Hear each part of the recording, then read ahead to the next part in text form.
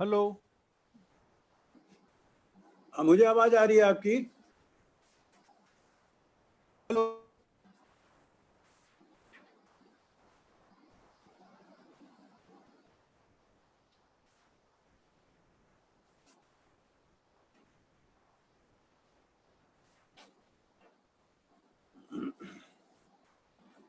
वापस गया जूम।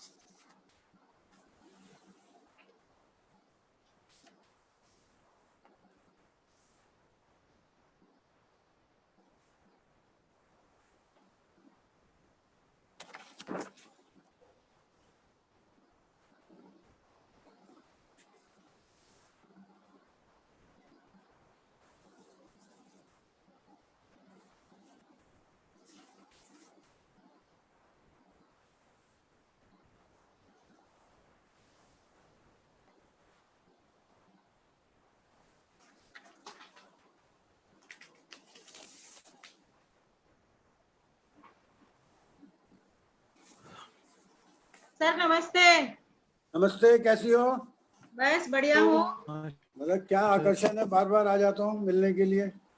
अच्छी बात है, हम तो कहें आप रोज मिलिए। अरे वाह, तो मतलब प्रतिदिन हो जाए ये, हैं? और क्या। और काम छूट जाए।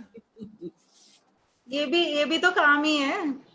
हाँ, काम तो है, पर वही है कि सारा खुद ही करना पड़ता है। जैसे आजकल लॉकडाउन का समय नहीं है, हाँ जिसमें सही वर्क बात है। करना पड़ता है, वर्क फ्रॉम होम भी करना पड़ता है। तो इसमें ये है कि आपको स्टूडियो भी खुद ही बनाना है, सारी ये चीजें खुद ही बात है। करनी है, और समय भी अपना ही देना है। पहले तो अच्छा है आप ना, रोज रोज बनाएंगे, रोज रोज स्टूडियो बनाएंगे तो एक्सपर्ट हो जाएंगे। मतलब आप चाहती इसी में एक्सपर्ट ही रहे हैं। हर चीज में होना चाहिए ना, नई टेक्नोलॉजी है तो उसमें भी होना हर चाहिए। चीज को जानना चाहिए, एक्सपर्ट नहीं होना हाँ। चाहिए। और लोग एडमिट नहीं हो रहे क्या अभी पिलकेंद्र जी? पता नहीं, मुझे मालूम नहीं, आप तो जाने एडमिट हो रहे नहीं हो रहे। अभी उनको किसी का पता होगा दोस्त ना आया था। पिलकेंद्र जी की। मैं एक्चुअली मेरी आवाज आ रही है? फेसबुक पर आ आ रही गया है, ना आ रही वहाँ। है। आप जोड़ लीजिए ना, जिस जिसको जोड़ना है फिर स्टार्ट करिए। आप जुड़ते रहेंगे लोग बीच बीच में। तो ये फेसबुक पर आया हुआ इस वक्त में। फेसबुक पर वो तो होंगे ना? मुझे फेसबुक या लगता नीचे मोर लिखा होगा ना, मोर साइड में फेसबुक रिएक्शंस के तो पास मेरा नीचे, नीचे की जो पट्टी है उसमें मोर का ऑप्शन होगा। एक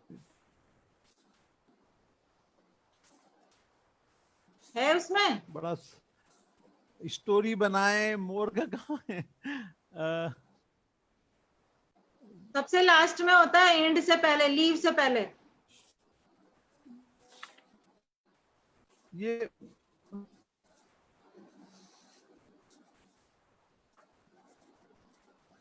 मेरा ये बना तो है। अरे एक साथ दूसरे का भी उस पर आ ये गया जो ना। नीचे लिखा है ना, शेयर स्क्रीन रिकॉर्ड रिएक्शंस, उसकी बगल में होगा मोर। आपने हिंदी में कर रखा है, पता नहीं क्या होगा हिंदी में। नहीं मतलब मुझे तो नहीं आ रहा समझ में भी। अब नीरज जी, आप तो एक्सपर्ट हो गई हैं इसकी, हाँ, तो वो सिखाने मेरे तो लग गई मेरी हैं। गुरु हैं भैया वो। सीखा है, सब करना पड़ा, क्या करें। वो तो है ही। अब करते करते आ गया थोड़ा। ये व्यंग्य भी ऐसे ही होता है, विवशता जन हथियार है। व्यवस्था होती है तो सब आप करते हैं। जी जी जी। आपके इसमें नीचे पट्टी में क्या क्या ऑप्शंस हैं वो हाँ, बताइए। अब ये खुल रहा है, अब खुल रहा है। हाँ, अब ये खुले उसमें हुए हैं। उसमें मोर के ऑप्शन में जाएंगे तो है उसमें वो नीचे। फेसबुक पे जाने के लिए और यूट्यूब पे जाने का ऑप्शन होगा। उसमें फेसबुक वाले पे क्लिक करेंगे नहीं, तो फिर वो फेसबुक पे तो आ मांगेगा गया ना। आपको। आ गया। आ गया ना। तो वो फेसबुक पर तो आ मांगेगा गया मैं। आपको कि हाँ, किधर आ गया जाना है, फेसबुक पर। आपकी आईडी पे जाना है या कहीं पेज पे, ग्रुप पे जाना है, वो मांगेगा, वो उस पे क्लिक कर देना। वो वो आ गया ना, टाइमलाइन पर आ गया। अच्छा जी सामने आ आ गया। गए हैं, जवाहर अच्छा चौधरी आ अच्छा गए। ठीक हाँ है। हाँ, आ गए आ गए। तो फिर आप स्टार्ट करिए, फिर यहाँ जोड़ के क्या है सब उस पे देख लेंगे, फेसबुक पे।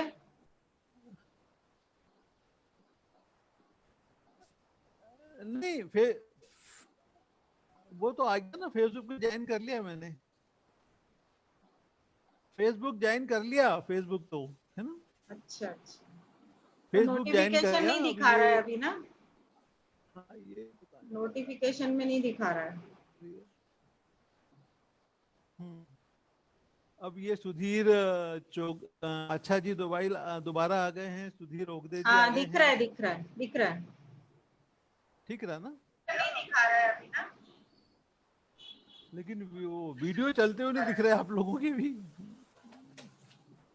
बस तो मैं इस पे देखती हूँ फेसबुक पे, यहाँ से बंद करती हूँ, हाँ हाँ, है ना। अब आवाज अब पहुंची वो।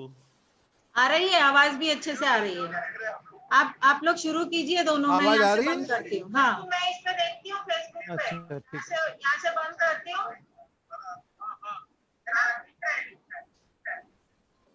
आपकी आवाज तो आ रही क्लियर। हाँ हाँ हाँ,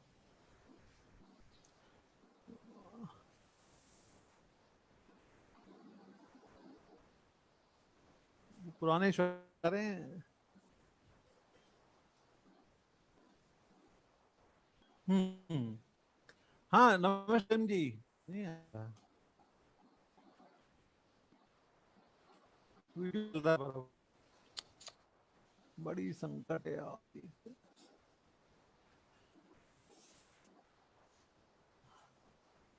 ब्रजेश कानून को कह रहे हैं आवाज बढ़िया, लेकिन वीडियो नहीं चल रहा ना बराबर। नीरज शर्मा जी कह रही हैं दोनों का स्वागत, लेकिन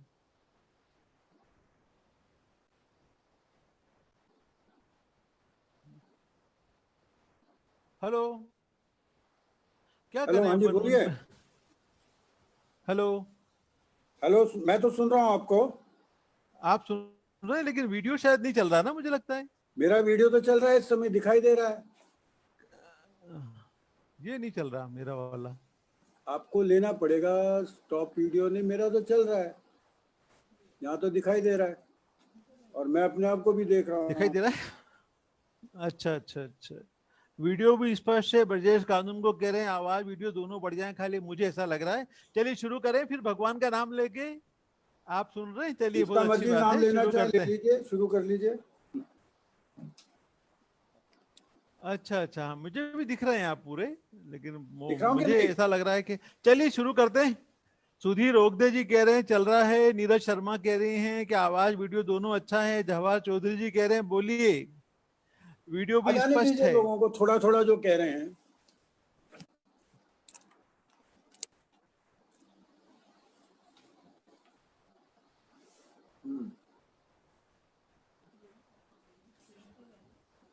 चलिए शुरू करते हैं। बाबा महाकाल के श्री चरणों में प्रार्थना करके शुरू करते हैं। आपकी और आवाज थोड़ी स्लो है, पता नहीं क्यों। नीरज शर्मा जी ने जय बजरंग बली जी का नारा लगाया है, वही संकट मोचक हैं। रमेश दीक्षित, हाँ नहीं ठीक है, दीक्षित जी हमारे उज्जैन के हैं, वो कह रहे हैं both of you are audible. चलिए शुरू करते हैं। स्ट्रेट फॉरवर्ड में एक बार फिर आप सभी का मैं स्वागत करता हूं। जैसा कि आप जानते हैं कि व्यंग वरिष्ठ व्यंग्यकारों से सीधी बातचीत करने के लिए हमने इस आयोजन की कल्पना की है। और वो वरिष्ठ व्यंग्यकार मेरी जो मेरी खुद की आवाज रिपीट हो रही है, क्या करूं कुछ। जी, आपकी आवाज तो आ रही है। हाँ मगर मुझे मेरी आवाज रिपीट हो रही है यहाँ पर। किसी मेरा माइक खुला, मैं माइक बंद कर देता हूँ तब आपकी आवाज वो नहीं होगी। ये मैंने कर दिया अपना हाँ म्यूट है ना, हाँ हाँ, माइक। ठीक ठीक हाँ। चलिए एक बार फिर आप सभी का स्वागत है।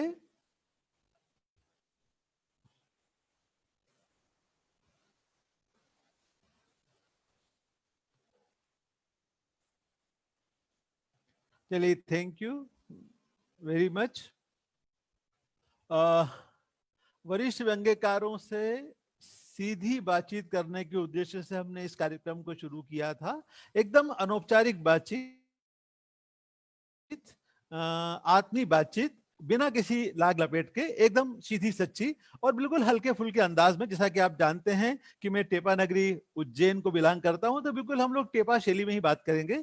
और ये हमारे लिए बड़े ही गर्व का विषय है कि आज हमारे बीच में प्रख्यात व्यंग्यकार और व्यंग्य यात्रा पत्रिका के यशस्वी संपादक डॉक्टर प्रेम जन्मे जी उपस्थित हैं। मैं उनका स्वागत करता हूं और अभिनंदन करता हूं।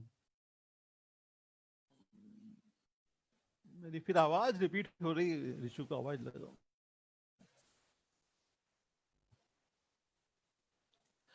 यानी मेरी आवाज रिपीट हो रही है, इसमें कुछ समझ में नहीं आ रहा क्या हो रहा है। उसमें क्या है, हरिशंकर जिन परसाई, लोगों ने अपने माइक शरद ऑन जोशी, से बोले माइक ऑफ कर दें, तब आपकी आवाज नहीं करेगी, रिपीट करेगी। कृपया जिन लोगों के माइक ऑन है कृपया म्यूट कर दीजिए ताकि मुझे मेरी ही आवाज सुनाई ना दे। मुझे मेरी अपनी आवाज आ रही है और मुझे अपना ही बोला हुआ सुनाई दे रहा है और एकदम क्लियर सुनाई दे रहा है।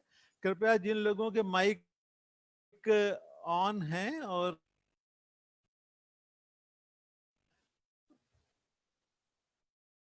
म्यूट कर दीजिए उनको। ये नीरज जी कह रहे हैं कि आपको लग रहा है ऐसा, लेकिन वो मैं सुन पा रहा हूं अपनी आवाज को। हमें ब्रजेश जी कह रहे हैं हमें कोई समस्या नहीं। चलिए शुरू करते हैं।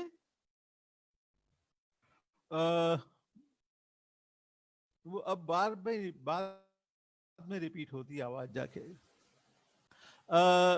हरिशंकर परसाई, शरद जोशी और रविन्द्रनाथ त्यागी जी की त्रयी के बाद जिन लोगों ने व्यंग्य के क्षेत्र में अपना महत्वपूर्ण स्थान बनाया है, व्यंग्य को प्रतिष्ठा दी है, वो हमारे वरिष्ठ और ख्यात व्यंग्यकार डॉक्टर प्रेम जन्मेजय जी हमारे बीच में उपस्थित हैं। हम उनका स्वागत करते हैं और अभिनंदन करते हैं। 2 मिनट रुके अपन, ये आवाज को थोड़ा सा, मेरी आवाज क्यों रिपीट हो रही है, मुझे ही सुनाई दे रही है। मधुर को बुला लो।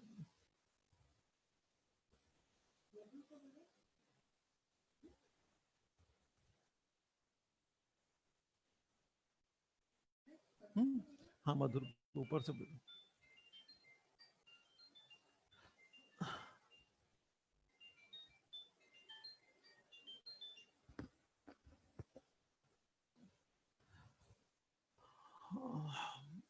व्यंग त्रयी के बाद जिन लोगों ने व्यंग को एक नई प्रतिष्ठा प्रदान की है, उसमें डॉक्टर प्रेम जन्मेजय जी का नाम बड़ी प्रतिष्ठा, श्रद्धा और सम्मान से लिया जाता है। और जैसा कि मैंने पहले कहा था हरीश नवल जी के कार्यक्रम में, हालांकि वो कार्यक्रम भी नेट का शिकार हो गया था और आज इस कार्यक्रम में भी मुझे बड़ा भय लग रहा है कि क्या होगा ये।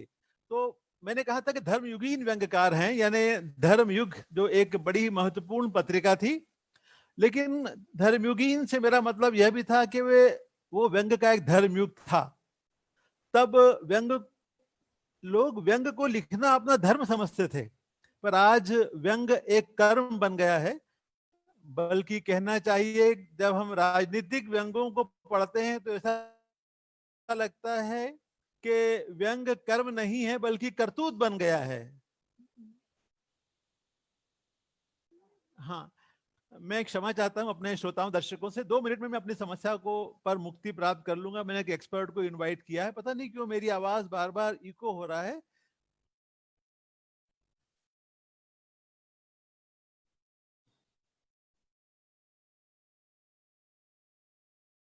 तो व्यंग्य यात्रा पत्रिका के माध्यम से आपने व्यंग्य को एक नई दिशा और एक नई दिशा प्रदान की है, बल्कि अब एक व्यंग्य यात्रा ग्रुप भी आपने बनाया है जो कि भारत का शायद सबसे बड़े व्यंग्यकारों का सबसे बड़ा ग्रुप है और जिसके माध्यम से आप व्यंग्य का शिक्षण भी कर रहे हैं, प्रशिक्षण भी कर रहे हैं। ये बड़ी महत्वपूर्ण बात है। फिर सोशल मीडिया का सार्थक उपयोग कैसे होता है, सोशल मीडिया का सार्थक उपयोग कैसे किया जा सकता है, यदि आप देखना चाहते हैं तो आप व्यंग्य यात्रा व्हाट्सएप ग्रुप को देखिए वहां एक तरह से डिजिटल वर्कशॉप है। वो एक डिजिटल यूनिवर्सिटी का रूप ले चुकी है, एक डिजिटल कॉलेज का रूप ले चुकी है। वो मेरी आवाज क्या पता क्या हो रहा है। जवाहर चौधरी जी ने कहा है कि जीवन गुजर गया जीने की तैयारी में। बिल्कुल सही कह रहे हैं। 50-60 वर्षों से प्रेम जी व्यंग की साधना कर रहे हैं, व्यंग की तपस्या कर रहे हैं और व्यंग के प्रति पूरी तरह से समर्पित हैं। तो ऐसे समर्पित और साधना रत व्यंगकार का सम्मान करते हुए आज स्टेट फॉरवर्ड अपने आप को बड़ा ही गौरवान्वित महसूस कर रहा है। ये बात अलग है कि आज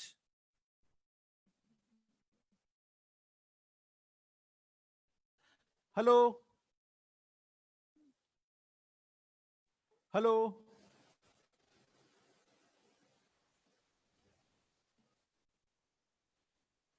जी बोले, क्या हुआ? हाँ,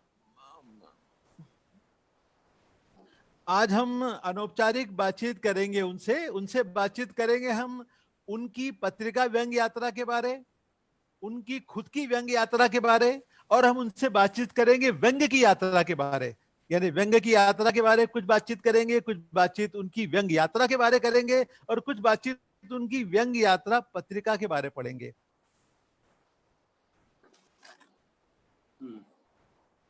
तो बिल्कुल अनौपचारिक और आत्मीय बातचीत। धर्म समझता हूं कि मैं उनका परिचय दूं। हालांकि लोग ऐसा कहते हैं कि प्रेम जी का परिचय देना सूर्य को दीपक दिखाने के समान है, लेकिन मुझे ऐसा लगता है कि मैं सूर्य को दीपक नहीं दिखा रहा, बल्कि सूर्य का जो प्रकाश है उस सूर्य के प्रकाश से मैं आज आप सभी को, जो कि यहाँ श्रोताएं हैं, जो यहाँ दर्शक हैं, उन सबको प्रकाशित करने की मेरी इच्छा है। इलाहाबाद में आपका जन्म हुआ। मैंने धर्मवीर भारती और हरिवंश राय बच्चन की जन्मभूमि इलाहाबाद, मार्च 1949। यानी आप हरीश नवल आपसे 2 साल बड़े हैं। पहली बार ये पता लगा कि हरीश नवल जी आपसे 2 साल बड़े हैं। कितने यंग, इतने हैंडसम और इतने स्मार्ट हैं। देख के लगता है कि उनकी जीवन शैली कैसी लगती होगी। एमए, एमलिट और पीएचडी करने के बाद आप दिल्ली के वोकेशनल कॉलेज में प्रोफेसर बने। आपकी कई व्यंग संग्रह प्रकाशित हैं, लगभग 16 व्यंग संग्रह आपके प्रकाशित हैं। 10 से अधिक आपने पुस्तकों का संपादन किया है और 14 महत्वपूर्ण सम्मान और अलंकारों से आप विभूषित हो चुके हैं। मुझे कुछ लोग कह सकते हैं कि प्रेम जी का इतना विस्तृत परिचय देने की आवश्यकता क्या है, लेकिन मुझे ऐसा लगता है कि यह परिचय प्रेरणा का स्रोत है।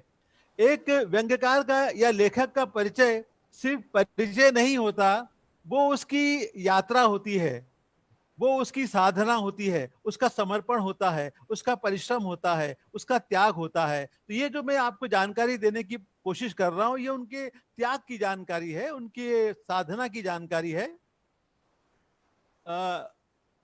राजधानी में गवार बेशर्म जयते, पुलिस पुलिस में नहीं माखन खायो, आत्मा महाठगनी, मेरी 51 व्यंग रचनाएं। शर्म मुझको मगर क्यों नहीं आती, डूबते सूरज का इश्क, कौन कुटिल खल कामी, मेरी 51 श्रेष्ठ व्यंग रचनाएं।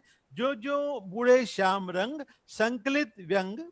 कोई मैं झूठ बोलिया, लीला चालुआ है, भ्रष्टाचार के सैनिक, हंसो हंसो यार हंसो। ये आपके 16 व्यंग संग्रह हैं।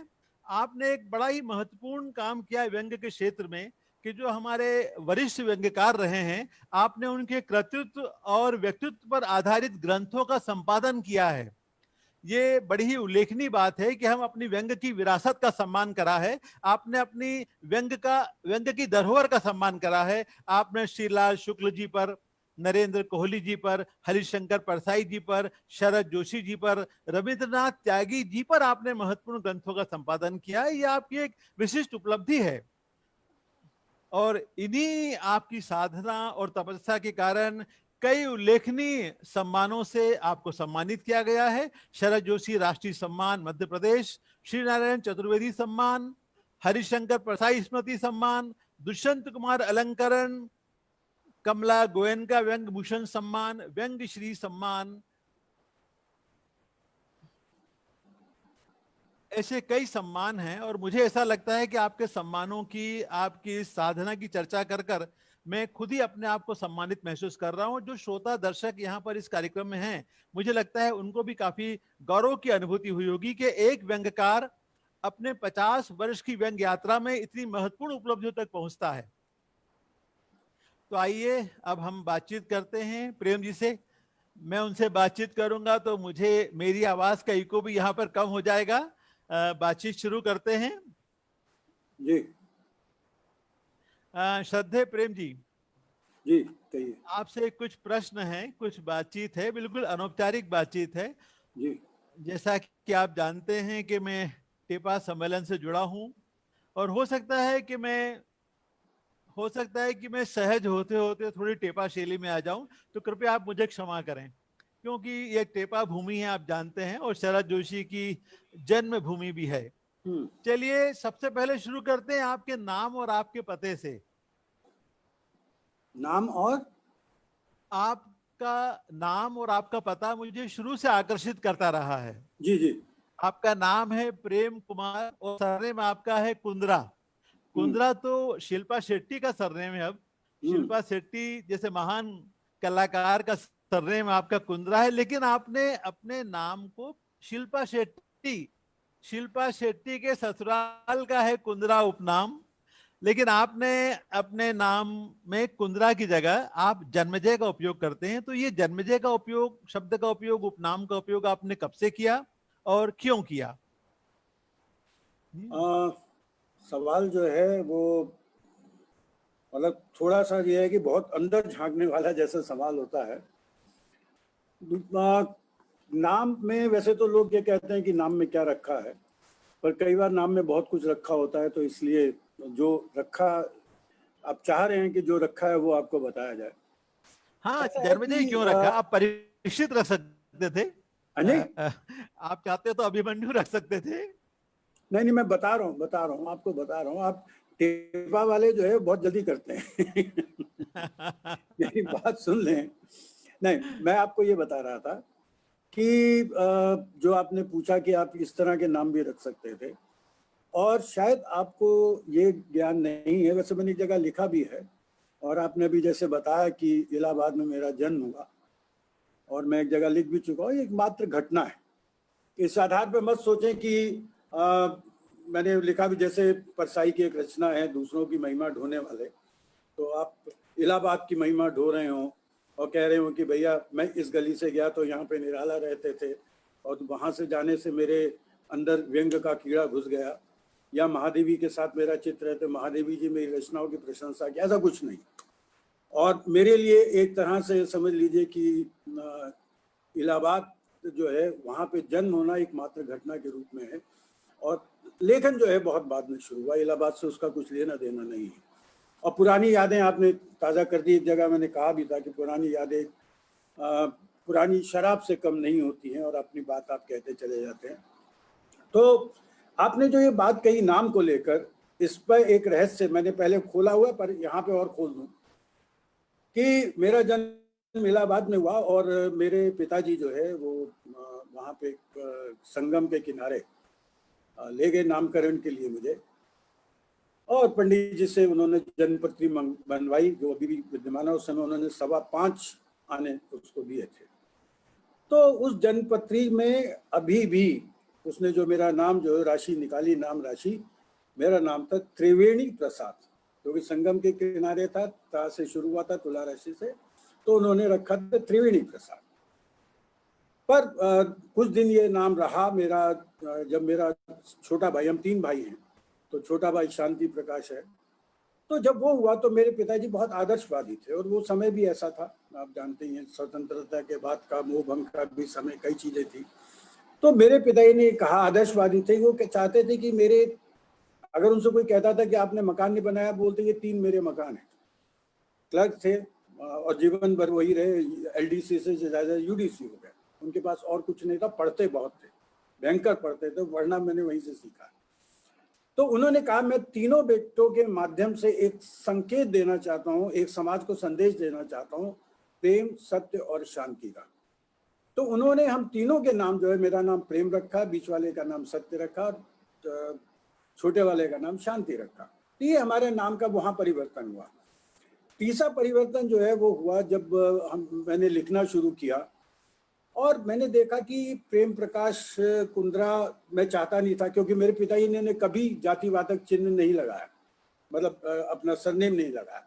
वो राम प्रकाश लिखते रहे, मेरे भी अब जितने भी अगर हायर सेकेंडरी और मेरे एमए का अगर सर्टिफिकेट देखें तो सब में प्रेम प्रकाश लिखा हुआ है, प्रेम प्रकाश कुंद्रा नहीं लिखा हुआ। वो नहीं चाहते थे। तो मैंने कहा प्रेम प्रकाश उस समय पंजाबी के लेखक भी थे। प्रेम प्रकाश, अगर आप प्रेम कहें प्रेम प्रकाश तो प्रेमचंद से लोग याद करते थे, तो कुछ ना कुछ अंतर हो। तो कुछ उन दिनों वैसे भी था कि नाम बदलने के, जैसे कमलेश्वर का असली नाम वो नहीं है, जो बहुत सारे लेखक इस तरह के थे। तो वहां पे जो नाम बदलने, प्रेमचंद का ही नाम और कुछ और था, तो नाम बदलने की एक प्रक्रिया उन दिनों चलती थी। और कॉलेज में हम लोगों ने, मैंने जो पहली कहानी लिखी थी, अब मानेंगे वो कहानी मैंने प्रेम प्रकाश शैल के नाम से लिखी, जो खिलते फूल में 1966 में छपी, और जिसके कारण जो है मैं हिंदी ऑनर्स में आया और हिंदी लेखन आरंभ हुआ, जिसके कारण मुझे नरेंद्र कोहली और कैलाश वाजपेयी जैसे गुरु मिले। तो वहां पे धीरे धीरे नाम बदलते बदलते, कभी प्रेम प्रकाश शैल, अभी मेरे कॉलेज के लोग मुझे प्रेम प्रकाश निर्मल के नाम से जानते। फिर मैंने जयशंकर प्रसाद का को स्पेशल लिया, और उसमें मैंने प्रसाद का जन्मेजय का नागयज्ञ पढ़ा। गजब का व्यंग्य नाटक है वो। ऐसे प्रसाद का ध्रुव स्वामी है, ये स्पेशल था मेरे पास। तो मुझे ये लगा कि प्रेम जन्मेजय जो है ये नाम ठीक रहेगा। तो प्रेम जन्मेजय तब मैंने उनसे पूछा अपने गुरु जी से, आज गुरु पूर्णिमा, उनको मैं प्रणाम भी करता हूँ, नरेंद्र कोहली को। तो वो उस समय सारी चीज़ों के हमारे एक तरह से अभिभावक थे। तो मैंने उनका सर एक ऐसा 2-3 नाम बताए थे मैंने, तो ये उन्होंने कहा ये अच्छा है। तो प्रेम जन्मेजय नाम जो है वो वहाँ से चला। और शिल्पा शेट्टी की आप बात करें कुंद्रा की, तो कुंद्रा तो बहुत पहले से है। और ये कुंद्रा एक्चुअली जंडियाला कलसा करके लाहौर के पास एक जगह है जहाँ से सारे कुंद्रा आते हैं, वहाँ से लोग आते हैं। तो कुंद्रा तो पहले, और मैं कुंद्रा नाम का प्रयोग भी नहीं करता था। और बड़ा मजेदार किस्सा हुआ आपको शिल्पा शेट्टी की आज सुना रहा हूँ कि जो मेरा बेटा मुंबई रहता है, तो एक दिन हम लोग मुंबई, हमारा आना जाना होता है, तो हम जब जा रहे थे जिस बार, उससे अगले दिन शिल्पा शेट्टी की शादी थी। तो एयर इंडिया को जब मैंने उसको टिकट दिखाई, तो वो बोली कि oh you are going to attend the marriage. मैंने भी कहा जा रहे। तो ये एक किस्सा है। तो खैर, नाम का जो आपने बताया वो नाम का ये किस्सा है। मैं निश्चित रूप से कुछ और नाम रख सकता था, और पिता भी कुछ और नाम रख सकते थे, और हम लोगों के अलग अलग नाम हैं, पर एक सोच के आधार पर मुझे लगा, क्योंकि प्रसाद मेरे अभी भी प्रिय रचनाकार हैं। बहुत लोग कहते हैं, मानते हैं कि प्रसाद जो है वो दार्शनिक किस्म के लोग थे, कामायनी लिखी। पर मैं चाहूँगा व्यंग्य के जो लोग हैं वो ध्रुव स्वामी नाटक पढ़ें और जानेंगे कि व्यंग्य की असली ताकत क्या होती है। उस समय, आज नारी विमर्श हो रहा है, तब देखें कि नारी विमर्श अस्तुता क्या था, कैसे एक ध्रुव स्वामी उस समय अपने पति को नपुंसक और कायर कह सकती है। जी, बहुत धन्यवाद, आपने बताया। लेकिन आपके इस समस्या के, जन्मेजय जी के कारण मैं एक बार प्रॉब्लम में आ गया था उज्जैन में। जिस नाटक का आपने जिक्र किया ना, जी, जन्मेजय का नाग यज्ञ, मैं हाँ, उस नाटक को मैंने देखा, और मुझसे नाटक की समाप्ति के बाद कहा गया कि आप 2 मिनट नाटक के बारे में बोलिए।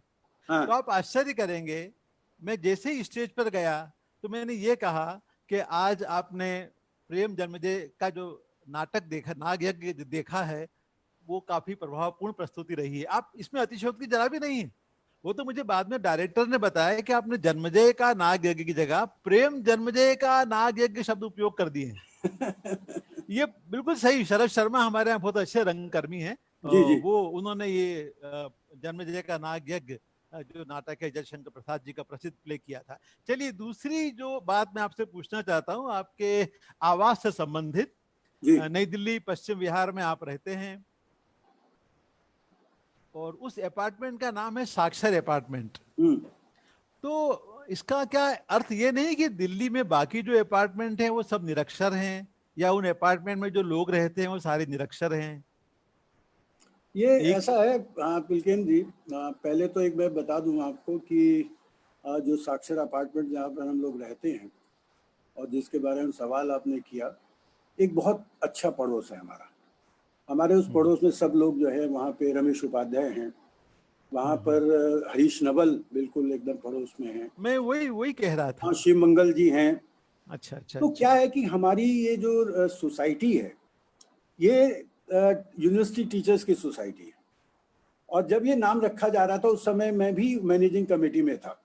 तो ज़्यादातर हमारे यहाँ फिजिक्स केमिस्ट्री इस तरह के लोग थे कि क्या नाम रखा जाए, यूनिवर्सिटी टीचर्स सोसाइटी ही रहने दिया जाए।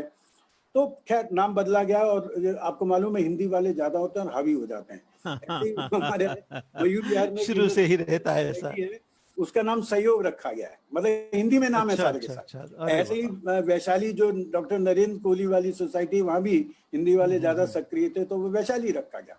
तो हमारे यहाँ रखा गया क्योंकि हम लोग ये मान रहे थे कि हम यूनिवर्सिटी टीचर्स हैं तो साक्षर हैं, ये मतलब नहीं कि दूसरे निरक्षर हैं, तो जबकि साक्षर है ऐसे साक्षर ही। का अर्थ होता है जिसे अपना नाम लिखना आता हो। आप तो जी हाँ, विश्वविद्यालय के तो प्राध्यापक रहे। हमने हमने विनम्रता में माना कि हम इतने साक्षर हैं कि हम अपना नाम वगैरह लिख सकते हैं। बल्कि मेरा तो निवेदन ये है कि हरीश नवल जी, ललित जी और आप तीनों वहां पर रहते हैं। जी।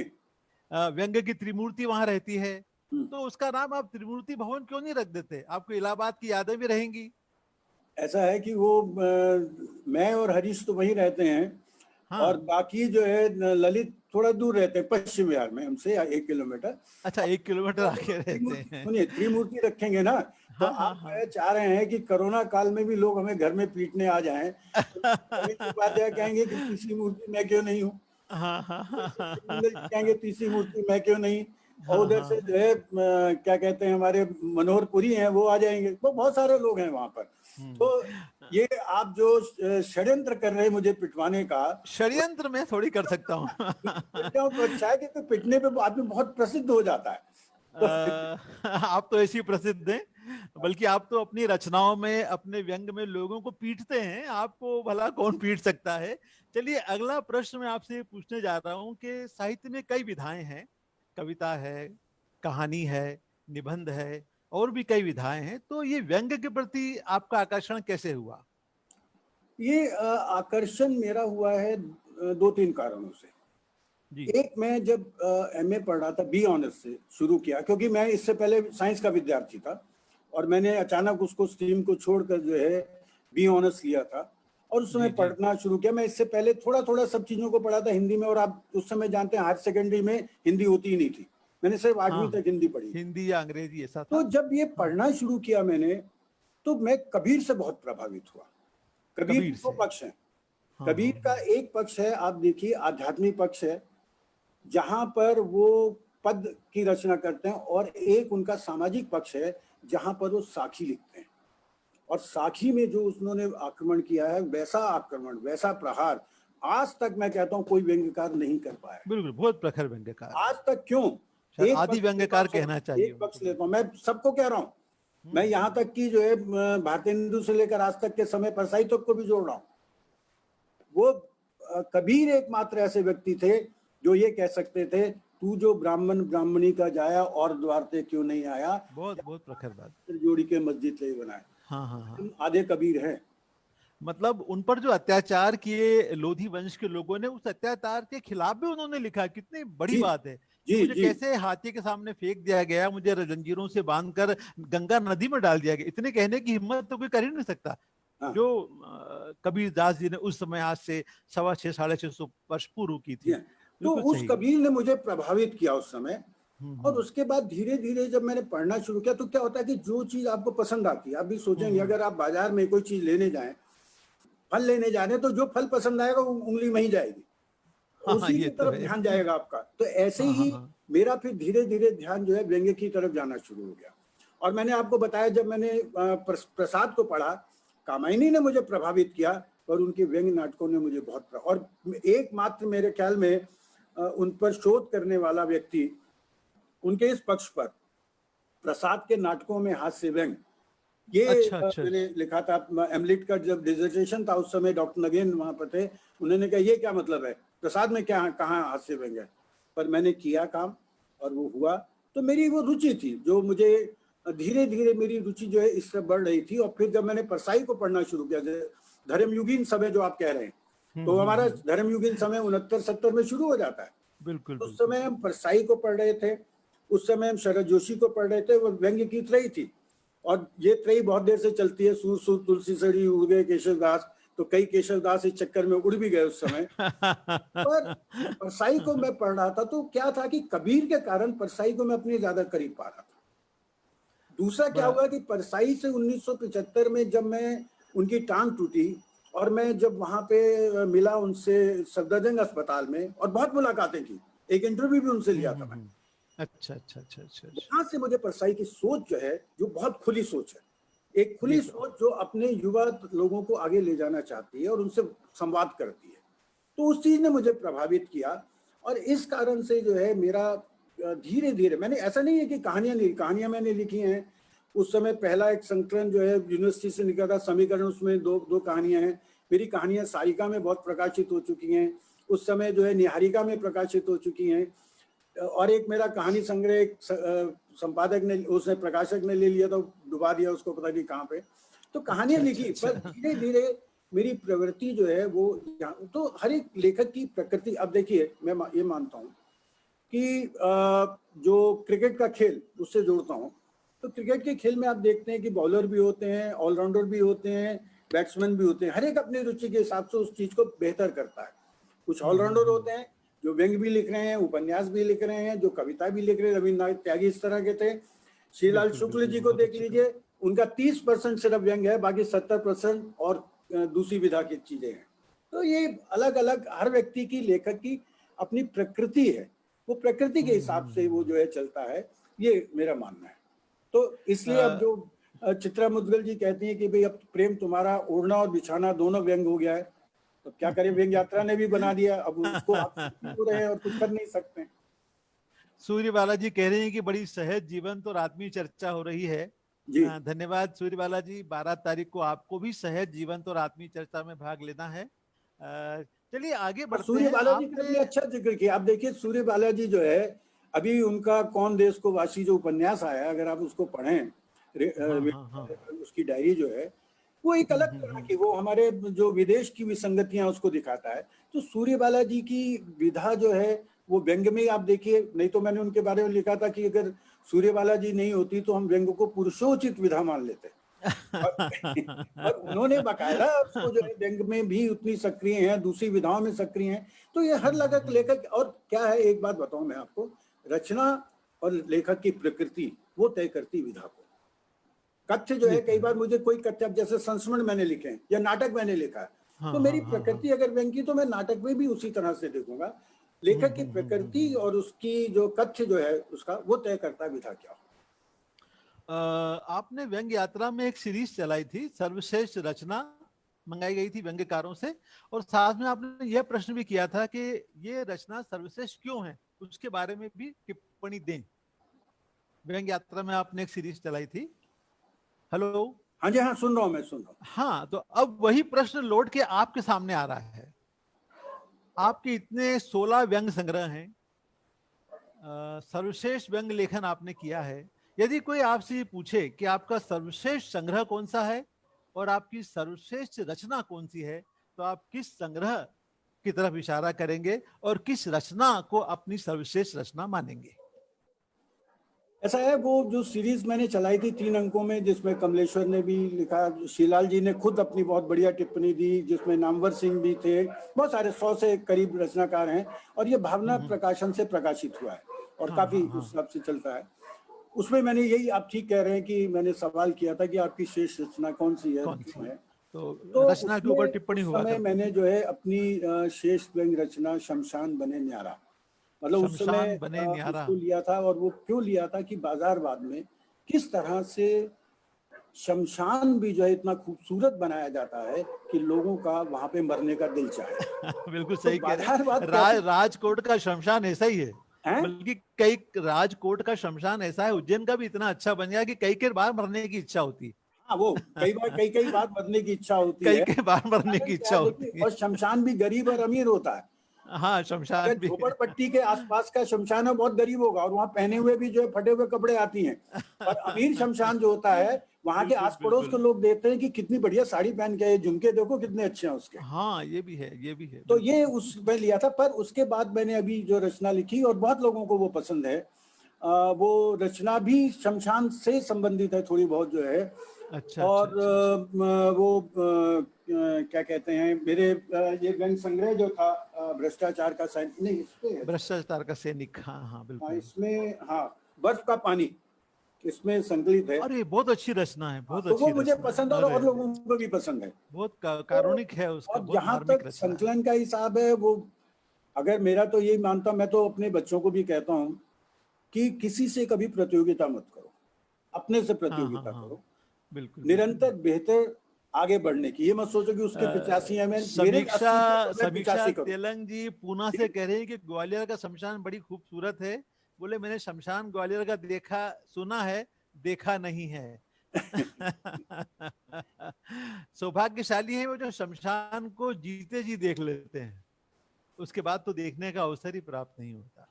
आपकी आवाज सुनने एक को ना मुझे या तो मेरे कान खराब हो गए या मुझे नहीं नहीं, बहुत कान जोर आपके लगाना नहीं पड़ रहा है। खराब हुए, मैं और पास में ले आता हूँ हाँ माइक हाँ, को। सब ठीक है, अब ठीक है, बात ठीक। कर रहे हैं आपकी रचना प्रक्रिया की, बात कर रहे हैं कि आपकी रचना प्रक्रिया क्या है। शरद जी के बारे ऐसा कहते थे कि वो सिंगल सिटिंग में अपनी रचना कंप्लीट कर लिया करते थे। त्यागी जी ऐसा कहते हैं कि वो नोट्स बनाते थे और उनको रचना पूरी करने में 6-6, 7-7 दिन लगते थे। तो आपकी रचना प्रक्रिया क्या है कि एक रचना को पूर्ण करने में आपको कितने दिन लगते हैं? सिंगल ड्राफ्ट रहता है या फिर समय लगता है? देखिए, ऐसा है कि रचना प्रक्रिया का मेरा मानना है कि हर रचना की प्रक्रिया अलग होती है। जी। हर लेखक को एक रचना, अगर मैं आज जब एक व्यंग्य रचना लिख रहा हूँ उसकी रचना प्रक्रिया अलग होगी। एक अगर मैं उपन्यास लिख रहा हूँ तो उसकी रचना प्रक्रिया अलग होगी। अगर बिल्कुल मैं बिल्कुल कविता रचने जा रहा हूँ, और कुछ लोगों की रचना प्रक्रिया अलग होती है, वो प्रतिदिन टाइप होती है। अब शरद जोशी प्रतिदिन लिख सकते थे, बिल्कुल कि वो बिल्कुल आप कर बिल्कुल। सकते हैं। अब प्रतिदिन वाले को अगर आप 3 ड्राफ्ट करने लगेगा तो वो तो लिख ही नहीं सकता उसको। पॉसिबल ही नहीं, उसकी बिल्कुल उसकी बिल्कुल। मांग होती है। अब जैसे मेरा जो नाटक है सीता अपहरण हम्म। केस, ये हाँ पहले हाँ एक हाँ। रचना के रूप में था। रचना के रूप में अच्छा जब ये अच्छा आया अच्छा। पुलिस में, तो शमसुल इस्लाम बहुत मजे हुए, और वो नुक्कड़ नाटक के बहुत ही प्रख्यात, और वो हमारे जो रमेश उपाध्याय उनके साड़ू भाई हैं और बहुत बढ़िया हाँ हाँ रंगमंच हाँ। को जानते हैं। तो उन्होंने उसको लिया, तो उन्होंने कहा प्रेम जी इसमें तो नाटक के घनघोर तत्व हैं, और मैं इसको जो है उसको करूंगा अपने जेएनयू में। उन्होंने नुक्कड़ नाटक के रूप में किया और मुझे बुलाया। अच्छा मैं देख अच्छा के अच्छा, अरे हैरान हो वाह। गया वाकई में। तो फिर उस नाटक को थोड़ा सा परिष्कृत करके हमने अपने कॉलेज में खेला। अब आप देखिए, कॉलेज में और लेक्चरर्स ने खेला। अब जब लेक्चरर जो है हे लक्ष्मण करता आएगा तो बच्चे कितना हंसेंगे। हाँ फिर हाँ मुझे हाँ लगा हाँ। कि एक हमारे कि मुझे इस नाटक को थोड़ा और विकास करता, तो वो अब पूरा नाटक बना। तो एक छोटी सी रचना, इसी तरह सोते रहो, इसी तरह से ये जो मेरा नाटक जो नया है क्यों चुप तेरी महफिल में है, ये हाँ भी हाँ कई हाँ रचनाओं हाँ। का कुलास है। तो अच्छा अच्छा ये अच्छा अच्छा क्या अच्छा। होता है कि, और मेरी बहुत सारी रचनाएं ऐसी हैं कि जिनको मैंने या तो लिख के रख दिया, ठीक है, पर बहुत सारी रचनाएं हम्म। मुझसे मांग करती हैं कि इसको मैं दोबारा देखूं, दोबारा लिखूं। तो बहुत बहुत। रचना को देते हुए भी हो सकता है 2 ड्राफ्ट हो, और हो सकता है लिखने के बाद भी चौथा ड्राफ्ट उसका आ जाए कि भैया इस रचना को ऐसे नहीं ऐसा कर सकते। तो ये हर रचना जो है हर उसके हिसाब से चलता है। और निरंतर जो लेखक, पिलकेन जी, मेरा मानना ये है जी। कि हाँ जो हाँ। लेखक निरंतर अपने आप को भी पढ़ता रहता है, अपना जो अपना भी। लिखा है, मैंने जो हाँ तब हाँ लिखा हाँ हाँ। और आज भी लिख रहा हूं, अगर मैं पिछली चीजों को पढ़ूंगा नहीं तो मैं अपना विकास नहीं कर सकता हूं। अपने आप को भी पढ़ना बहुत जरूरी है। आत्म परीक्षण, आत्म तो निरीक्षण जो जब आप आप कह अपने रहे हैं आप वो को वाली पढ़ते बात हैं है। तो एक आपको अपने आलोचक के रूप में पढ़ना है कि मैंने उस यहाँ दृष्टि, गलत किया उस और यहाँ और दृष्टि से, हाँ संभावना है। हाँ। बिल्कुल तो मैं बिल्कुल जब ये बिल्कुल मान लूंगा कि मैं स्वयं सिद्धा हूं, तो उससे बात नहीं बनेगी। आप बिल्कुल। निरंतर, मैंने जैसे बताया ना कि लेखन निरंतर अपने आप को बेहतर करने की प्रक्रिया है। बहुत अच्छी बातें हैं। ये कुछ बातें तो आपकी जितने बिल्कुल भी युवा अनमोल। लोगों को भी मैं कहता हूं कि तुम निरंतर अपने आप को बेहतर करो। हम्म। अपने से प्रतियोगिता करो, दूसरे से कभी मत करो। कुछ बातें तो आपकी इसी स्थायी अनमोल अमर वाणी की तरह बन गई, अनमोल वचन की तरह व्यंग्य के क्षेत्र में। मुझे भी कुछ याद है। एक तो आपका ये कथन है कि भाई व्यंग्य को हास्य की वैशाखियों की जरूरत नहीं पड़ती। एक आपका ये कथन है कि व्यंग्य सुशिक्षित मस्तिष्क के प्रयोजन की विधा है। एक आपका कथन है, कहना चाहिए अमर वाणी है वो, कि व्यंग्य एक गंभीर कर्म है, उसमें हास्य की आवश्यकता नहीं होती। अब मैं जो प्रश्न पूछ रहा था आपसे ये, कि व्यंग्य के बारे में कहा जाता है कि व्यंग्य बिना मूठ का चाकू है, क्या क्या या फिर दोबारा कहिए, आवाज नहीं आई अभी। हाँ, व्यंग। बिना मूठ का एक चाकू है, या दुधारी तलवार की तरह होता है, या व्यंग लिखना तलवार की धार पर चलने की तरह होता है। क्या आपको अपने जीवन में कभी ऐसा महसूस हुआ कि व्यंग बिना मूठ का चाकू है? आपको व्यंग के कारण कोई समस्या उत्पन्न हुई, जैसे शरद जोशी जी को हुई थी, जैसे हरिशंकर परसाई जी को हुई थी? आपने सैकड़ों की संख्या में व्यंग लिखे हैं। क्या किसी ने प्रतिक्रिया व्यक्त करने की जगह क्रिया व्यक्त कर दी? नहीं, क्रिया तो व्यक्त नहीं हुई, पर प्रतिक्रिया जरूर हुई। जैसे मैं बता रहा हूँ, सीता अपहरण केस वाला है, तो हमारे हाँ हाँ हाँ। उस समय उन्होंने बहुत ही भयानक लेख लिखा था इसमें अच्छा सारिका में लेकर सीता अपहरण केस को लेकर कमल किशोर गोयनका जी ने उन्होंने समीक्षा की थी उसकी अच्छा अच्छा सारिका। अच्छा। अरे और मुझे तब सुधीश पचौरी ने कहा था, उन्होंने पढ़ी थी, उन्होंने कहा प्रेम मुझे समझ नहीं आ रहा है कि इन लोगों ने तुम्हें पीटा क्यों नहीं, सीता अपहरण जैसे। जब मैंने बेशर्म में जैसे नाम से हाँ, अपना जैसे आपने सीता का अपहरण किया हो। या बेशर्मे जैसे जब संकलन आया तो मुझे उन्होंने, डॉक्टर स्नातक ने एक तरह से चेतावनी दी कि प्रेम हाँ हाँ ये हाँ हमारा राष्ट्रीय चिन्ह है, इस पे मत करो, तुम पर मुकदमे हो जाएंगे। मैं कहा सर कौन हाँ। पूछेगा इसमें। तो क्या मतलब चीजें ऐसा है, मैंने खुराफाते की हैं तो बच गया। अच्छा अच्छा अच्छा अच्छा। मतलब आप वो शरद जी वाली या परसाई जी वाली गति को, सदगति को प्राप्त नहीं हुए, ऐसा ये है अच्छा कि रहा। वो उस गति को हर व्यंग्यकार चाहता है प्राप्त करना, पर आज का समय आपको मैं बता दूं कि वो वाला समय नहीं है, सहिष्णुता का समय बिल्कुल नहीं है। आज बिल्कुल का नहीं, आप बिल्कुल समय सही जो है, कह रहे हैं लोगों आप। के पास तब लाठी होती थी, आजकल तमंचे ज्यादा है। बिल्कुल आप सही कह रहे हैं, तो बिल्कुल आप बिल्कुल सही शहीद कह हो रहे हैं। सकते हैं, इतना पिटेंगे नहीं। इतना फर्क आ गया है, हाँ, आप तकनीक तकनीक बदल गई पिटेंगे है। नहीं, शहीद हो जाएंगे। हाँ बिल्कुल सही कह रहे हैं आप, बिल्कुल बिल्कुल। अच्छा, ये व्यंग यात्रा पत्रिका के प्रकाशन का विचार आपको कैसे आया?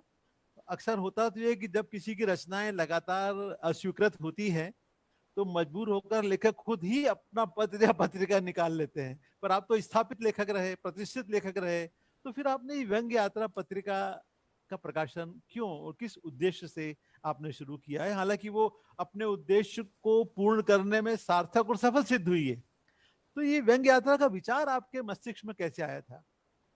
ऐसा है कि मैं व्यंग्य यात्रा को एक सामूहिक सोच का परिणाम मानता हूँ, मैंने लिखा है और कहा भी है। जी जी दूसरा कारण क्यों हुआ कि मेरे जीवन के 4 साल, मतलब मेरा एक, मैं कहता हूँ एक मेरा काल वो जो 50 वर्ष से पहले का है, जी जो जी। मेरी हाँ पाठशाला है, हाँ जिसमें हाँ मैंने हाँ। परसाई से सीखा, शरद जोशी से सीखा, रविन्द्रनाथ त्यागी, ये मेरी पाठ सबसे मिला और सबसे मैंने बहुत कुछ सीखा।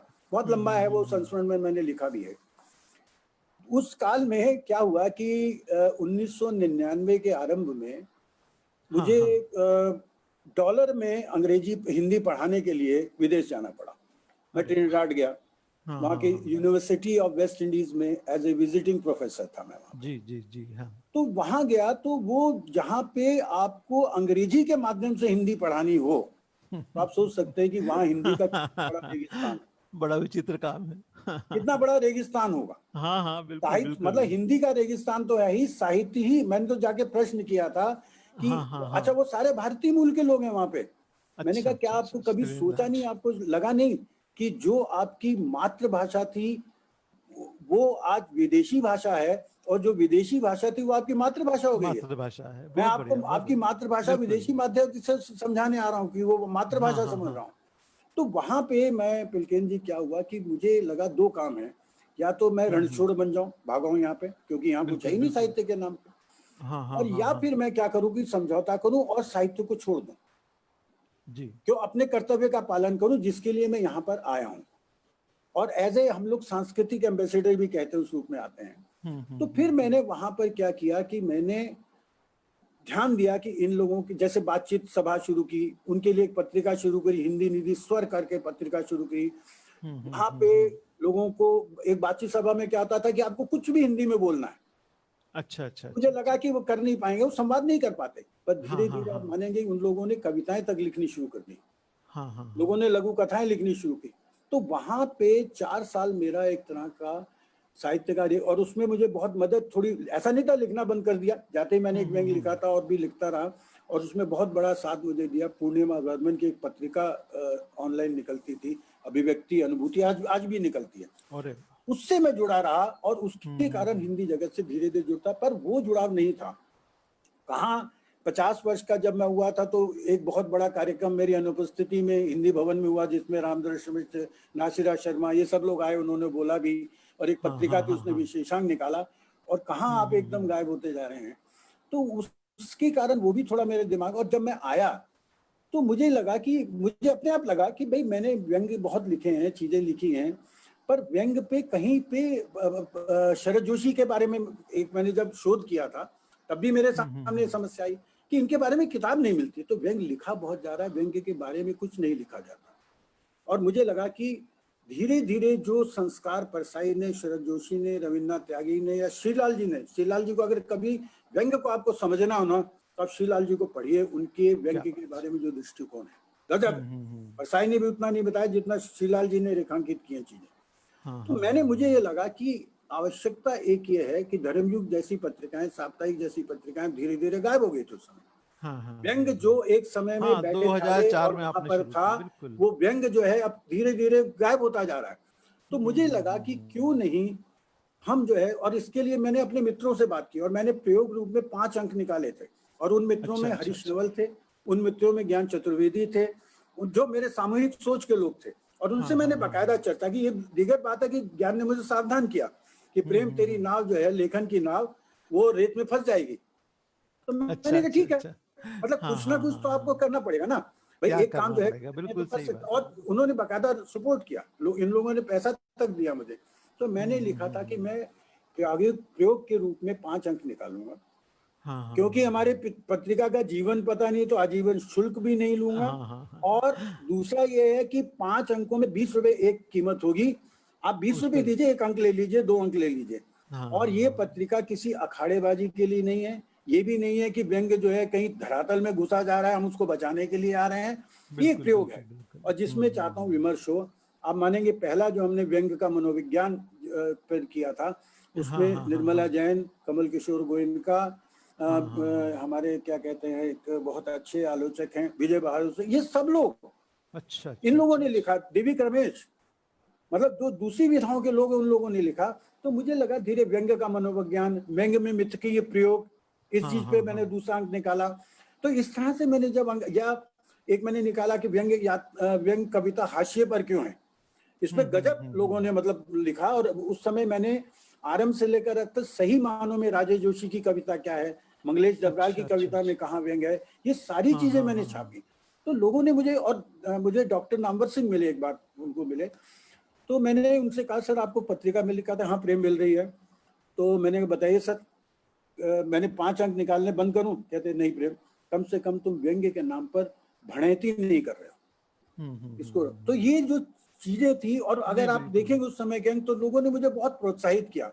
तो करते करते करते बीच में इतना महत्वपूर्ण काम बीच हुआ में यार ये भी आया कि जैसे गालिब के साथ होता था कि गालिब सुबह जाए कोई तो गालिब से कहते थे कि भाई गालिब तुम यार बहुत पीते हो तो तौबा करो शराब से। तो कहते थे तौबा तौबा, शराब से तौबा।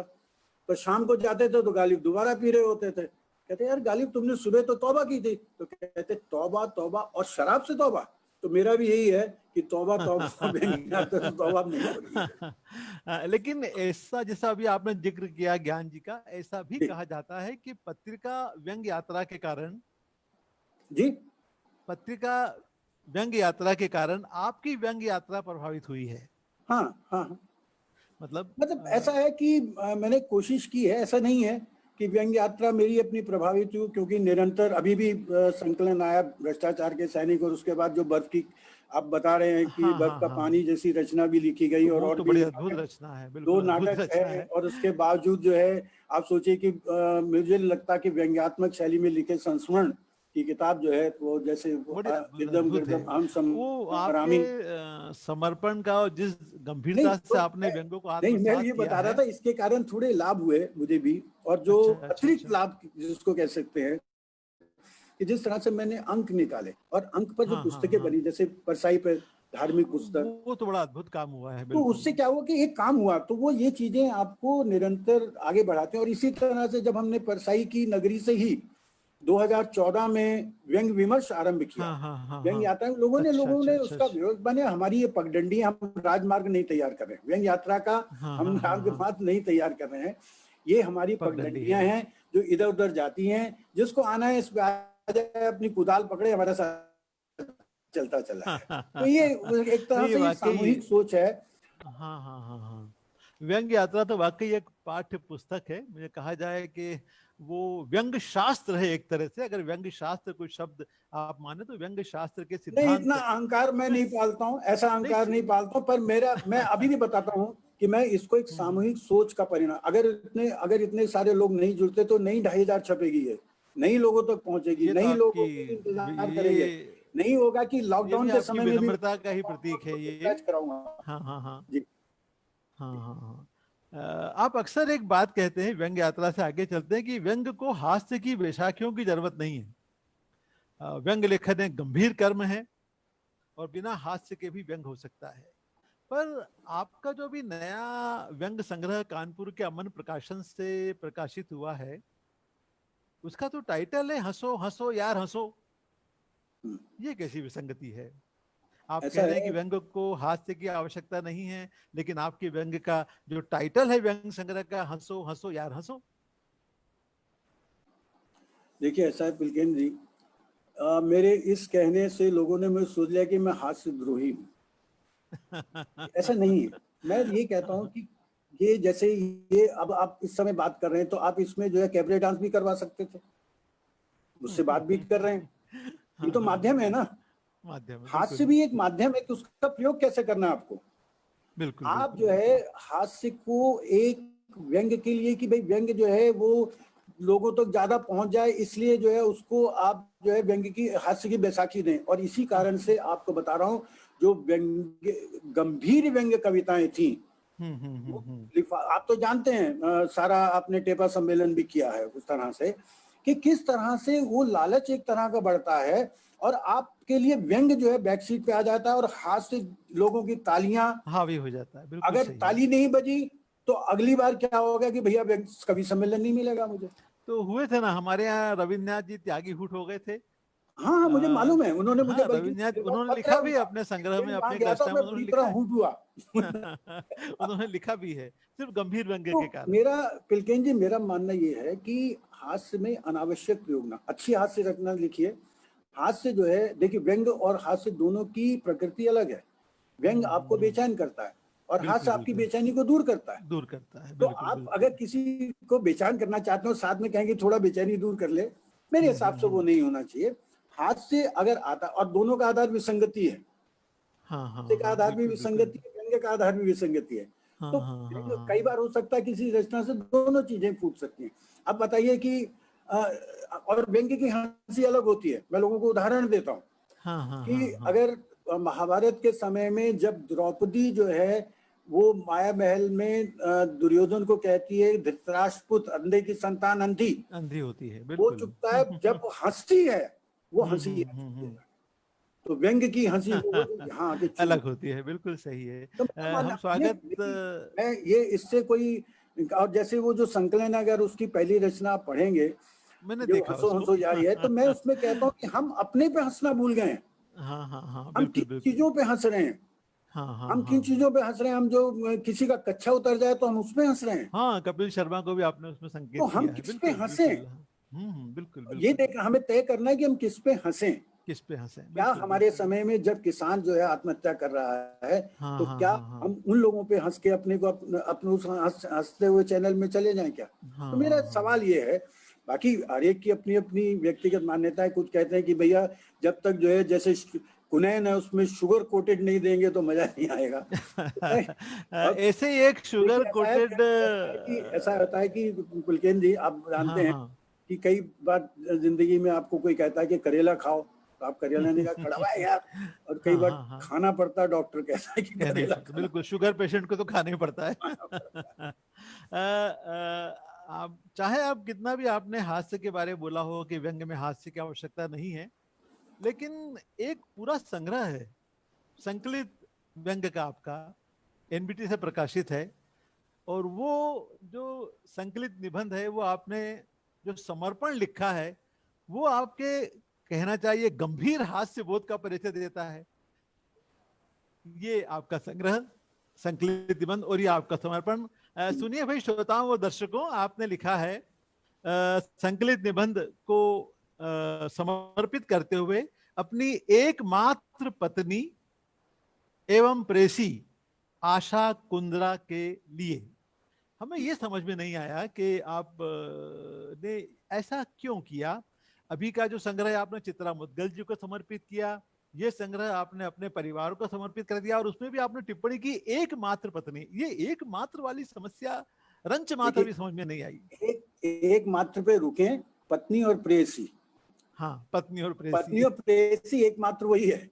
कोई प्रेयसी, वो जैनेन्द्र जी जब धर्म में आपको ध्यान होगा हाँ हाँ कि हाँ, एक प्रेयसी बिल्कुल। मन में, और पत्नी और वो चला प्रेयसी था जैनेन्द्र तो कुमार जैन जी का काफी चला था, हाँ बिल्कुल। हाँ हाँ हाँ हाँ। तो वो उस तरह का है। और ये थोड़ा सा मतलब ये है कि ऐसा नहीं है, क्योंकि जब ये आया तो मुझे याद है कि हमारा जो स्टाफ रूम था उसमें लेके आया, तो उन्होंने, लोगों ने देखना शुरू किया।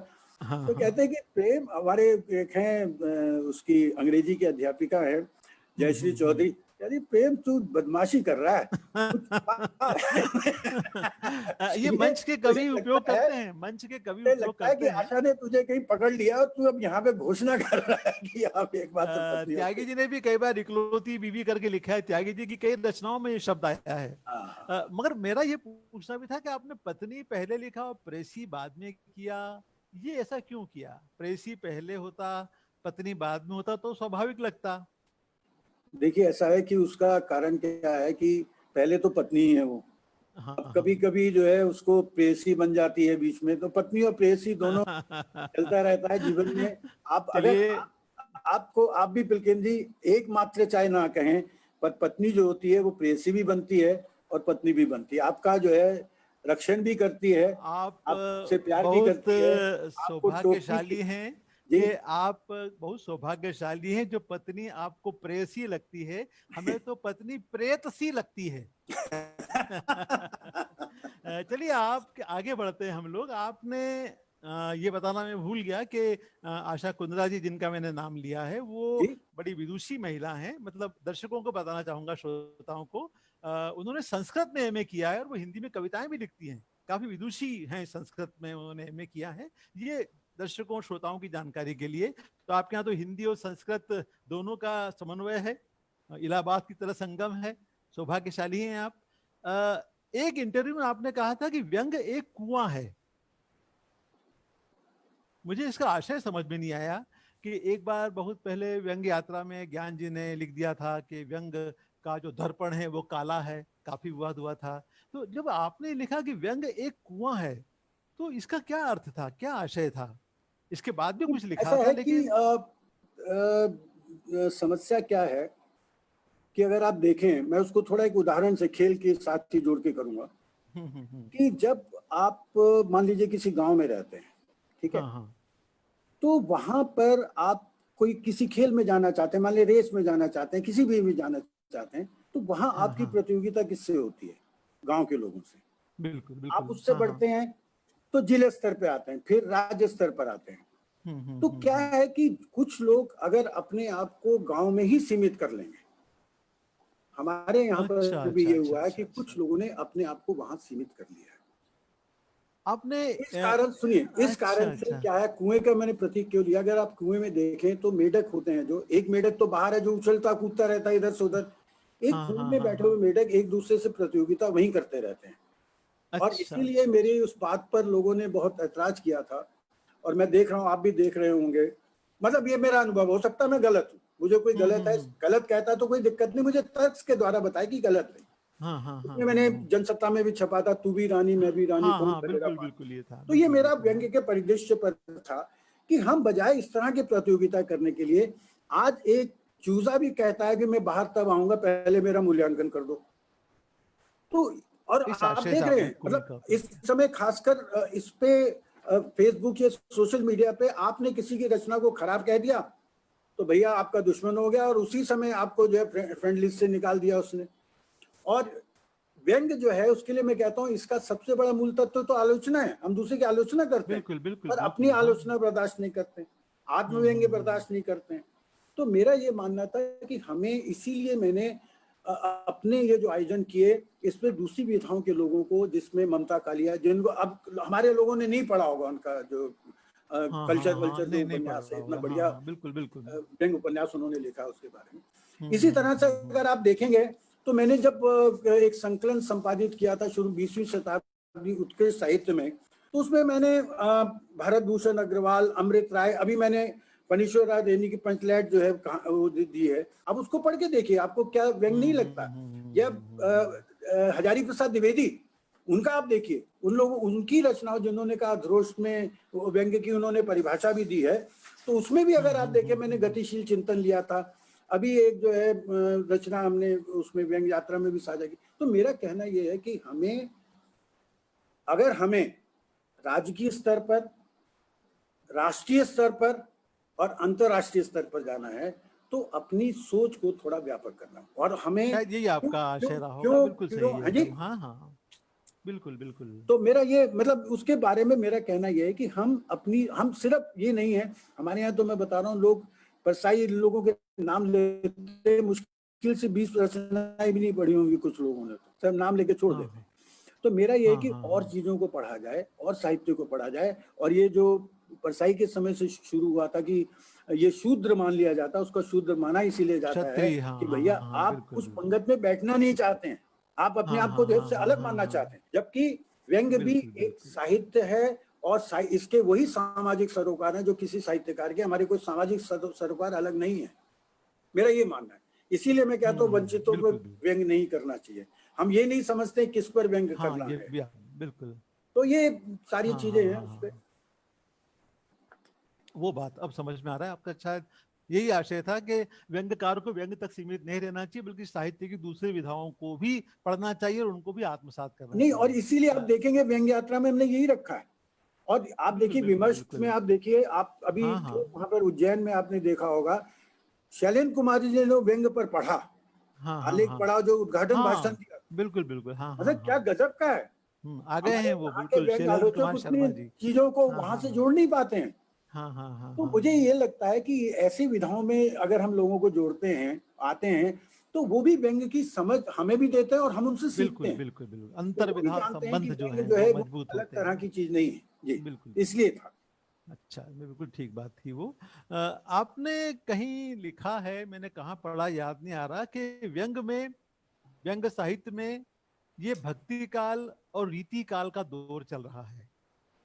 व्यंग साहित्य में इन दिनों भक्ति काल और रीति काल का दौर चल रहा है। भक्ति काल तो समझ में आता है, आज गुरु पूर्णिमा है, भाई व्यंग गुरु हैं तो व्यंग गुरु के प्रति अपनी श्रद्धा, अपना समर्पण, अपना प्रेम, अपना अनुराग हमें अपने गुरुओं के प्रति व्यक्त करना है। लेकिन रीति काल क्या है? कहीं आपका इशारा हमारी महिला व्यंग्यकारों के प्रति तो नहीं है? व्यंग का अगर रीति काल आप देखें ना, मतलब व्यंग का रीति काल क्यों कह रहा हूं मैं, अगर रीति काल समझे तो उस समय क्या था, दरबारी साहित्य था। दरबारी साहित्य, बिल्कुल। उस समय चारण भाट आते थे।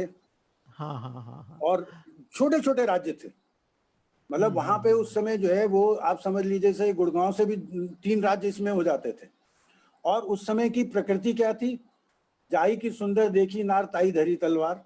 तो क्या है कि उस समय की जो संकुचित सोच है, आप चारण भाट बन के ना बने, मतलब मेरा मानना ये, ना तो आप किसी को बनाए ना बने। भक्ति काल में क्या था, भक्ति काल में मेरे तो गिरधर गोपाल कोई ना और ना कोई, वो अलग उनकी भक्ति है, या सूर की भक्ति अलग है, तुलसी की भक्ति अलग है, या उन्होंने कहा जाकी रही भावना जैसी प्रभु, एक खुलापन है। पर रीति काल में वो खुलापन नहीं, नक्शिक वर्णन तक सीमित रीति हो काल गया में था आपको वो। शक्ति चाहिए एक एक दोहे पे, इसीलिए उस समय प्रबंध काव्य नहीं, बड़ी रचना नहीं लिखी गई। तो आपको छोटी छोटी रचनाएं लिखनी है, किसी को खुश करना है। बिल्कुल। हाँ, वो तो दूसरे को खुश करने के लिए लिखा हुआ जो साहित्य चल रहा है, या दूसरे को खुश करने की जो प्रवृत्ति चल रही है, उस पर था और कुछ नहीं। हाँ। आपने अभी एक टिप्पणी और की पिछले दिनों, आपने उसमें ये लिखा है कि हिंदी व्यंग जगत में बसंत छाया हुआ है। हिंदी व्यंग जगत में बसंत छाया हुआ है, पर बसंत के ढोल नगाड़ों के बीच में पतझड़ की आवाज सुनाई नहीं दे रही। ये कैसी लक्षणा है, ये समझ में नहीं आ रहा। एक आपका तरफ आवाज आपने स्पष्ट नहीं, लिखा, थोड़ा सा और बोले। बसंत छाया हुआ है, आपने लिखा है कि हिंदी व्यंग जगत में बसंत छाया हुआ है, लेकिन ढोल नगाड़ों की आवाज इतनी ज्यादा है कि पतझड़ की आवाज सुनाई नहीं दे रही। आप क्या कहना चाहते हैं इस माध्यम से? इसका वही जो मैं भी बात कह रहा था कि हमारे यहाँ पे जो प्रशंसा काल है, हाँ हाँ उसमें इतने हम मोहित हो गए हैं कि व्यंग का जो दूसरा पक्ष है, व्यंग का जो जैसे दर्पण काला है हाँ, ना, दर्पण काला है बिल्कुल। तो वो पक्ष को हम देखते नहीं। मतलब हमारा पक्ष उधर भी जाना चाहिए कि हम क्या नहीं हैं। हाँ हाँ हाँ हम ये तो हैं, पर हम क्या नहीं है। और उसका कारण वही है कि आज मैंने एक जगह और भी लिखा था कि व्यंग का आपने कोल्हू के बेल शब्द का एक जगह उपयोग किया हाँ है हाँ, कि कोल्हू व्यंग्यकार के बैल कोल्हू की के तरह हम बेल उसी की में तरह, है घूमते ना? रहते हैं। हाँ हाँ हाँ हाँ तो हाँ। इसी तरह से हमारे यहाँ क्या है कि एक अहंकार का काल जो है वो स्थापित हो गया है। अहंकार का तो काल, हाँ उसमें हाँ आप, मुझे लगता है कि हमें सिर्फ व्यंग की जो प्रशंसा करने वाले, ढोल नगाड़े पीटने वाले हैं, वसंत है, ठीक है, मैं हाँ मानता हूँ। हाँ। हिंदी में दंभ इस काल, समय दंभ सबसे काल का अधिक उपयोग किया है। इस समय हिंदी में हाँ पठनीय विधा सबसे अधिक यही है। बिल्कुल बिल्कुल, पर सबसे और लोकप्रिय लोग सशक्त विधा। प्रशंसा करते हैं, लेते हैं, पर उसमें जो है हम ढोल नगाड़े सुन रहे हैं, पर उसका दूसरा पक्ष हम नहीं देख रहे हैं। तो अच्छा, मेरा ये था, इसलिए आप, इसीलिए मैं बता रहा हूँ कि जब मैंने आपको बताया था तो व्यंग यात्रा। और दूसरा आप इसमें भी ये भी देख लीजिए, ऐसे ऐसे लोग जो बेचारे लिख रहे हैं, अब श्याम हाँ सुंदर हाँ घोष हाँ को कोई नहीं जानता है हाँ ना। बिल्कुल, वो आप व्यंग्य तो यात्रा के माध्यम से उन्होंने किया। उनका नाम सामने अच्छा, आता है। इसी तरह से जब अरविंद तिवारी, अरविंद विद्रोही जो लिख रहे हैं, इतना बढ़िया हाँ हाँ लिख हाँ रहे हाँ हैं, हाँ उधर हाँ से, हाँ इधर से बिल्कुल कुंदन सिंह परिहार है। तो इन लोगों को बिल्कुल। इसीलिए मैंने वो किया वहां से, और मुझे बहुत अच्छा लगा कि इसमें युवा पीढ़ी मेरे हम्म। साथ जुड़ी। और युवा पीढ़ी में लालित ललित, रणविजय राव, इन लोगों ने, और आपके यहाँ जब हमने किया, आपने देखा ही हरीश कुमार सिंह किस तरह से हाँ हाँ उन्होंने हाँ आयोजन किया। तो बिल्कुल वहां बिल्कुल के लोग बिल्कुल, जब हाँ जुड़ते हाँ हैं तो दूसरा क्या होता है कि बजाय हम व्यंग को अपनी इधर व्यंग यात्रा लाने के, हम उनको वहां तक ले जाते हैं कि हम जाने हैं। हम्म। और इसीलिए नोजगी पब्लिक स्कूल श्रीगंगा में मेरे साथ जो है ममता कालिया गई थी, मधु हाँ हाँ कांकरिया गई थी।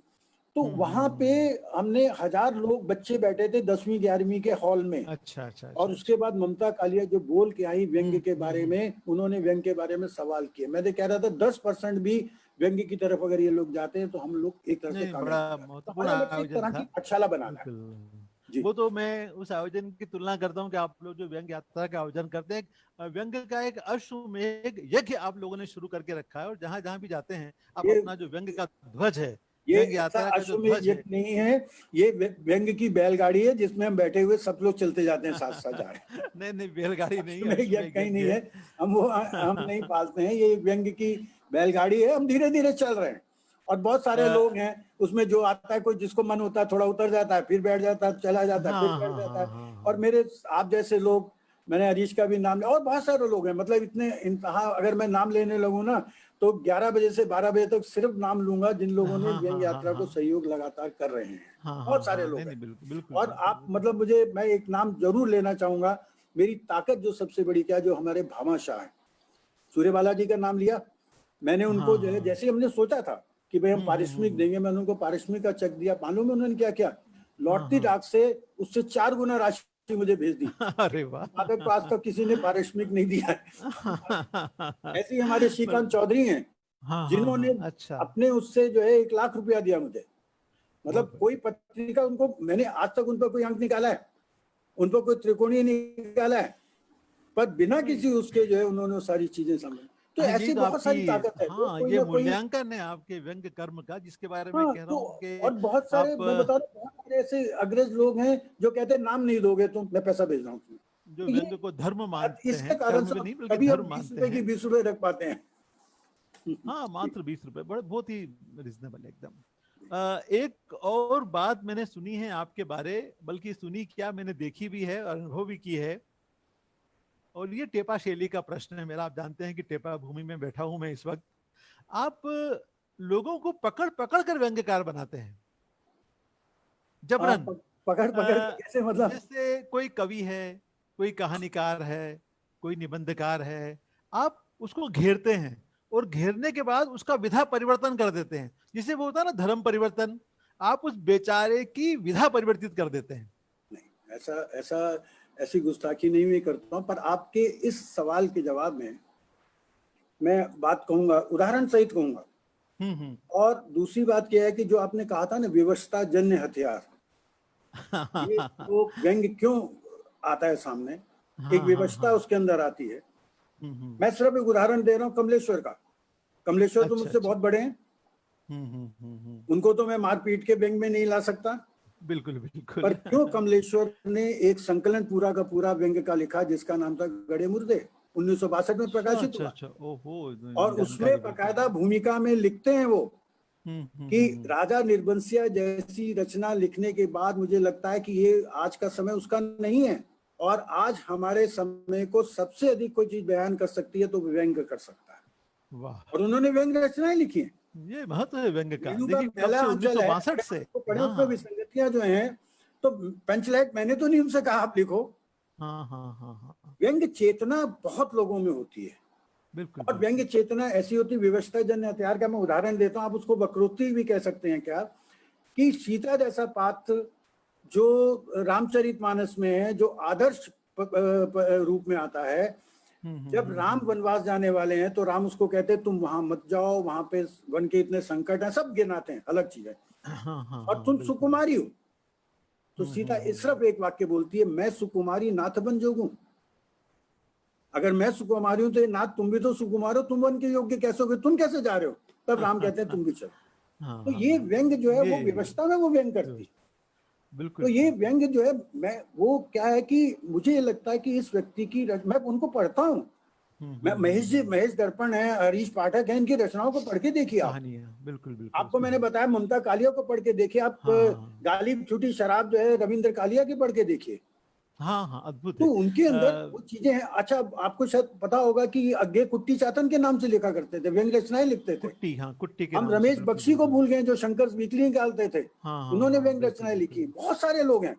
तो मैंने जो बताया ना कि मेरा जो है वो व्यापकता से जुड़ने का है। तो जो बिल्कुल। लोग हैं इस तरह के जो व्यंग की समझ रखते हैं, मैं ऐसे आदमी को नहीं कह रहा हूं जो व्यंग की समझ नहीं रखते और जिसको दिमाग से शूद्र माने बैठे हुए हैं, उनसे मैं कभी नहीं कहता हूं। पर जिनकी रचनाएं मैं पढ़ता हूं और समझता हाँ, हूं हाँ, कि हाँ, इनमें वो सारी बिल्कुल, चीजें बिल्कुल। हैं, तो हाँ, हाँ। इसलिए अब मैं ये नहीं कह, सूर्य बालाजी को मुकुल मूलतः लोग कथाकार मानते हैं, तो ये नहीं कह सकते ना कि उनको जबरदस्ती व्यंग में हाँ, घसीटा हाँ, हाँ। जाता है। नहीं, वो आप अक्सर एक बात कहते हैं, व्यंग में रचना और रचना में व्यंग, हाँ हाँ वो हाँ, वाली बात आती है। जी वो हाँ जी हाँ उनकी जी हाँ। रचनाओं में व्यंग है, और इधर मैं जो आप तीन लोग करते हैं व्यंग में रचना है। ये तीन तीन अंतर बातें आप खुद कहता हूँ ही। कि व्यंग्यात्मक टिप्पणियां अलग होती हैं जो आती हाँ, हैं। हाँ। व्यंग में व्यंग रचना अलग है और रचना में व्यंग अलग है। रचना तो में ये व्यंग जो अलग है। अगर मैं रामचरितमानस सुना रहा हूँ तो रचना में कहीं छींटा आ गया व्यंग का, बिल्कुल, बिल्कुल उस व्यंग का तरह आ से हो गया है, सकता है। बिल्कुल। अब आपने पर ये जयशंकर है कि प्रसाद व्यंग जी में चेतना हास्य व्यंग को ढूंढा है, तो कितनी बड़ी बात है। उसका जयशंकर मैं, प्रसाद जी में हास्य व्यंग आपने ढूंढा, उस पर आपने थीसिस लिखी, तो कोई आपकी सोच ही नहीं आवाज सकता थोड़ी कि। बहुत धीमे हो जाती है, पता नहीं। हाँ, हाँ, जयशंकर प्रसाद जी की रचनाओं में आपने हास्य व्यंग की शोध करी, कितनी बड़ी बात है अपने आप में, वो अद्भुत है। अ, आपने कई संग्रह आपके हो गए, हजारों की संख्या में आपने व्यंग लिखे हैं, आपको सम्मान प्राप्त हुआ है, अपार लिखा है आपने, अद्भुत लिखा है। तो अब आप संतुष्ट हैं अपने व्यंग कर्म से, व्यंग धर्म से, या अभी आपकी और भी कोई महत्वाकांक्षा है, और भी कोई योजना व्यंग के प्रति है? मेरी कोई महत्वाकांक्षा नहीं है। मतलब मैं, समाचार समाप्त हुए? हाँ जी, समाचार समाप्त हुए? नहीं नहीं, मैं कह रहा हूँ मेरी महत्वाकांक्षा कोई नहीं है। हाँ, हाँ, हाँ, हाँ। मेरी मेरी जो है वो निरंतर ये है कि मैं रचना कर्म में सक्रिय रहूं। वो यात्रा, वो आपकी जो व्यंग प्राथमिकताएं यात्रा हैं। वहां पर है, व्यंग यात्रा जारी रहे, ये नहीं, आपका मेरा शायद मेरा उद्देश्य कहना होगा। यह है कि प्राथमिकताएं हैं। जैसे जब परिवार आता है तो मेरे लिए रचना प्राथमिकता नहीं होती है, मेरे लिए बिल्कुल, परिवार बिल्कुल। प्राथमिकता हो जाता है। हाँ, हाँ। अगर मैं अ, दोस्तों के साथ, मेरे बहुत सारे दोस्त हैं जो साहित्यकार भी नहीं है जी। कुछ कह रहे हैं? एक परिवार की बात आपने की, तो मैं परिवार से संबंधित एक प्रश्न मेरे दिमाग में बहुत दिनों से कौंध रहा था कि हमारे देश में कितने व्यंग्यकार हुए हैं, व्यंग्य त्रयी तो भाई, परसाई जी ने तो कोई शादी की नहीं, शरद जी हैं, रविन्द्रनाथ त्यागी हैं, ज्ञान चतुर्वेदी हैं, श्रीलाल शुक्ल हैं, आप हैं। तो आपने ये जो व्यंग्य के संस्कार हैं, जो व्यंग्य के संस्कार हैं, वो अपने परिवार में क्यों नहीं आपने उत्पन्न किए?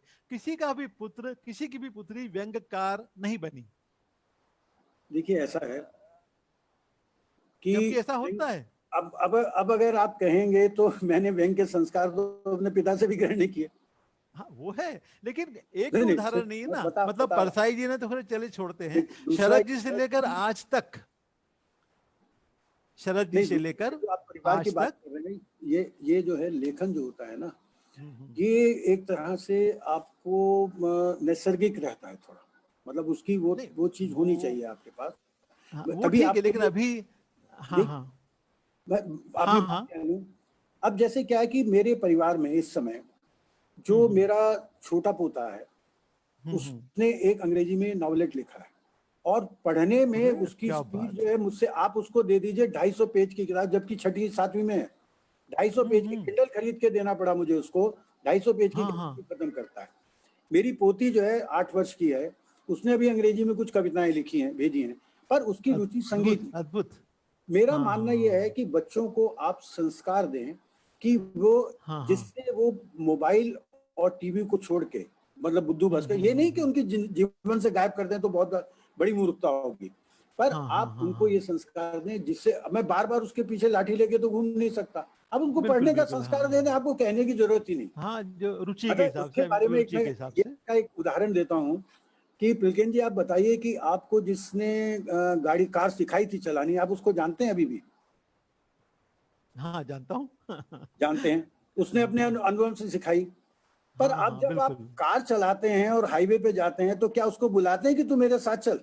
हाँ नहीं, वो तो खुद ही करना होता है। नहीं चलते ना। बिल्कुल। तो आपको उसने सिखा दिया है, उसके बाद आप, जैसे मैंने आपको सिखा दिया है, तो या तो हो सकता है कि आप समुद्र की सतह पे रहेंगे या स्कूबा डाइविंग करेंगे, ये आपकी बिल्कुल बिल्कुल प्रकृति पे है। बिल्कुल आपको अगर बिल्कुल सतह बिल्कुल। पे रहना अच्छा लगता है, स्कूबा डाइविंग से डर लगता है, तो आप नहीं करेंगे। हाँ हाँ लेखन जो हाँ है एक तरह का स्कूबा डाइविंग होता है मेरे हिसाब से। आप बिल्कुल स्कूबा बिल्कुल डाइविंग बिल्कुल। जब तक नहीं करेंगे, तब तक अंदर की जो अंदर क्या छुपा हुआ है समुद्र के अंदर, सतह के हाँ ऊपर ही हाँ हाँ। रहेंगे, अंदर नहीं जा पाएंगे। तो लेखन भी ये एक तरह का स्कूबा डाइविंग होता है, और अद्भुत उसी अद्भुत हिसाब बात से आप, कही आपने, बिल्कुल। तो ऐसे ही आ, जैसे अनुभव की बात लोग कहते हैं, जैसे कि परसाई की पीढ़ी है, परसाई का मुझे इसलिए अच्छा लगता है कि भैया जो हम नहीं कर सके वो तुम करोगे, परसाई का समय जो है। अब जैसे मैं अपना अनुभव जो है, मेरे जो अनुभव सारे के सारे, मैं अपने चाहूं कि मेरा बच्चा भी वो अनुभव लेके उसी रास्ते पे चले, नहीं होगा। उसका नहीं होगा, समय, मेरा बिल्कुल सही समय है। अलग है। हाँ हाँ बिल्कुल वो बिल्कुल। वो मुझे अभी बैठा के उसने बताया कि पापा ऐसे कंप्यूटर को इस तरह से रखो, उस तरह से करो, तो मैं ये तो मैं कहूंगा नहीं, तुझे कुछ नहीं आता। और मजे की बात यह है कि जब लाइट आ गई थी, क्योंकि हम लोग, मतलब इससे आप मानसिकता समझ सकते हैं कि हमारे पिता माता जी जो है वो लालटेन वाले लोग थे, बिल्कुल मोमबत्ती जलती बिल्कुल। थी, दिया जलता था, तो उसको कहते थे इसको बुझा दे, है ना। हाँ हाँ लाइट आ गई तो स्विच को वो कभी ये नहीं कहते ऑफ कर दे, उसको कहेंगे हाँ जो हाँ लाइट ऑफ कभी, कर, लाइट बुझा दे। बिल्कुल बिल्कुल। ये ये सोच नहीं बिल्कुल चलती है सही इस कहा तरह। आपने। जी, तो एक बात लाइट और, बुझा दे वाली सोच। जी, हाँ हाँ, विवेक रंजन जी उपस्थित हैं, रमेश शर्मा, शैलेश शर्मा, ब्रजेश कानूनगोल, ललित ललित जी हैं, रणविजय राव जी, हम सभी का स्वागत करते हैं, समीक्षा तेलंग जी मैं हैं, सभी का स्वागत प्रमोद करता हूँ, तामट बहुत जी युवा हैं। लोग जुड़े हम हुए हैं और सभी इनसे का स्वागत मुझे करते बहुत हैं। थोड़ा आशाएं हैं। विलंब जरूर हो गया है, अब एक या दो प्रश्न और रह गए हैं, आप थोड़ा सहयोग जी दें जी। श्रोताओं और दर्शकों। हम अपनी इस चर्चा को हालांकि समाप्त करने की बिल्कुल इच्छा नहीं है, लेकिन फिर भी समाप्त तो करना है। जब भी व्यंग की चर्चा होती है तो तीन मार्गों की चर्चा होती है। जैसे गीता में कहा गया ना, कर्म मार्ग, भक्ति मार्ग और ज्ञान मार्ग, वैसे ही व्यंग में तीन मार्ग बताए गए हैं। एक भक्ति मार्ग, भक्ति मार्ग में हरिशंकर परसाई, शरद जोशी और रविन्द्रनाथ त्यागी आते हैं। सुन रहे हैं आप? हेलो। हाँ, सुन रहा हूँ मैं। हाँ, भक्ति मार्ग में हरिशंकर परसाई, शरद जोशी और रविन्द्रनाथ त्यागी जी हैं। दूसरा है ज्ञान मार्ग, ज्ञान मार्ग ज्ञान चतुर्वेदी जी का मार्ग। और तीसरा जो मार्ग प्रसिद्ध है, जो लोकप्रिय है, जो चर्चित है, वो है प्रेम मार्ग, मतलब डॉक्टर प्रेम जन्मजय का मार्ग। मतलब जैसे गीता के मार्गों से मनुष्य मुक्ति और मोक्ष प्राप्त कर सकता है, वैसे यदि हम इन मार्गों का अनुसरण करें अपने जीवन में, तो एक व्यक्ति व्यंग्यकार बन सकता है। आपका इस बारे क्या कहना है, इन मार्गों के बारे? क्या ये तीनों मार्ग अलग अलग हैं, या जबकि तीनों का गंतव्य तो एक है, तो क्यों इन तीनों मार्गों को अलग अलग बताया जाता है? भक्ति मार्ग, देखिए, ज्ञान ऐसा मार्ग है, और प्रेम मार्ग। जब आपने कह दिया ये मार्ग हैं, हम्म। है ना, तो अगर आपने जैसी पढ़ा हो तो विधना के मार्ग हैं, कहते जितने आकाश में तारे हैं विधना तक पहुंचने के उतने ही मार्ग हैं। ये मार्ग जो जिन्होंने बनाए हैं, आप उनसे प्रश्न पूछिए कि भैया तुमने ये मार्ग क्यों बना लिया। 3 मार्ग बनने, जब चर्चा करते हैं लोग 3 मार्ग हैं। नहीं अब 3 मार्ग में से मार्ग कहीं हैं और कई मार्ग बन, मैं तो इसीलिए मैं कहता हूँ ये मार्ग नहीं, ये पगडंडियां, हमारी तो पगडंडियां हैं। मैंने अपनी नहीं, पगडंडी का निर्माण किया, पगडंडियां नहीं है। अगर आपकी पगडंडियां हैं तो हमारा तो उबड़ खाबड़ है, मार्ग बना ही नहीं है। नहीं तो आपका तो हाईवे है। रास्ते में और पगडंडी बनती है, ये जो उड़ान लेके बनाते हैं। स्टेट फॉरवर्ड में हम लोग कार्यक्रम कर रहे हैं, ये सिर्फ जो हाईवे वाले व्यंग्यकार हैं उनका कर रहे हैं। अब अरे पगडंडियों को हम ऐसा कैसे है कि आमंत्रित करेंगे? पिलकेंद्र जी, मेरा ये मानना है कि मैं इसीलिए इसको व्यंग्य यात्रा कहता हूँ कि हम सब साथ के यात्री हैं। यात्री है, अब उस बिल्कुल यात्रा सही में है। कोई जल्दी थक जाता है, कोई देर तक चलता है, किसी की अपनी गति है। तो अब वो जैसे मैंने बताया कि कुछ करेला खा के भी आगे बढ़ जाते हैं, कुछ बेचारे मीठी गोलियां खा के आगे बढ़ते हैं और बीच में शुगर हो जाती है उन लोगों को। तो अलग अलग तरह के हैं। हाँ, पर हाँ, ये हाँ। साहित्य का मैं आपको बताऊं, ये एक बहुत लंबा रास्ता, जो साहित्य में शॉर्टकट तलाशता है ना, तो भाई शॉर्टकट में ही रहता है। और बिल्कुल, आपको बिल्कुल। अगर कभी देखना हो, मैं तो कहता हूँ कि आपको अभी कभी देखना हो कि मैं कहाँ हूँ, विश्व पुस्तक मेले में चले जाइए। ओहो, ढेरों किताबों के बीच में बिल्कुल। आपकी किताब कहाँ है, कई बार हाँ, वो तो हाँ, वो भी हाँ। नहीं मिलती। तो समुद्र आपको है, अपनी समुद्र, बिल्कुल। औकात पता लगती है कि मैं कहाँ। भाई तो समुद्र के ये किनारे, समुद्र धर्मपाल, के किनारे खड़े होकर हाँ समुद्र की गहराई को नापने वाली स्थिति कैसे पता लगेगा? बिल्कुल बड़ा बिल्कुल। असंभव तो सा है, आप वही बिल्कुल। जो आपने कहा था ना कि बसंत जो है, बसंत है, आपके आसपास लोग ढोल बजा रहे हैं, पर आप पतझड़ हाँ। की तरफ नहीं देख रहे हैं। नहीं, बिल्कुल ये बात अभी मिस हो गया वो क्वेश्चन। एक बात व्यंग ग्रुप के बारे कर लेते हैं, क्योंकि काफी इसके व्यंग बारे में, यात्रा ग्रुप के लोग, व्यंग यात्रा ग्रुप के बारे, हाँ यात्रा ग्रुप काफी अच्छा, व्हाट्सएप ग्रुप व्हाट्सएप काफी। समूह जो है, हाँ, व्हाट्सएप ग्रुप जो आपका है, जिसके आप एडमिन हैं, काफी चर्चित है, काफी लोकप्रिय है। और मुझे तो ऐसा लगता है कि वो ऑनलाइन डिजिटल डिजिटल वर्कशॉप है, जिसमें एक केजी से लेकर पीजी तक के लोग हैं।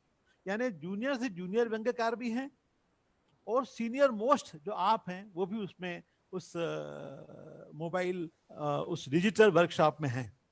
लेकिन ऐसा लगता है, कई बार मुझे कुछ लोगों ने बातचीत के दौरान बताया है, जैसा मैंने कहा कि मैं टेपा भूमि से बोल रहा हूं, तो टेपा तो मेरे रक्त में है। 32 साल टेपा किया है, तो आप रक्त में से कहीं भी जांच करेंगे तो उसमें टेपा के कण या टेपा के जम्स निकल आएंगे।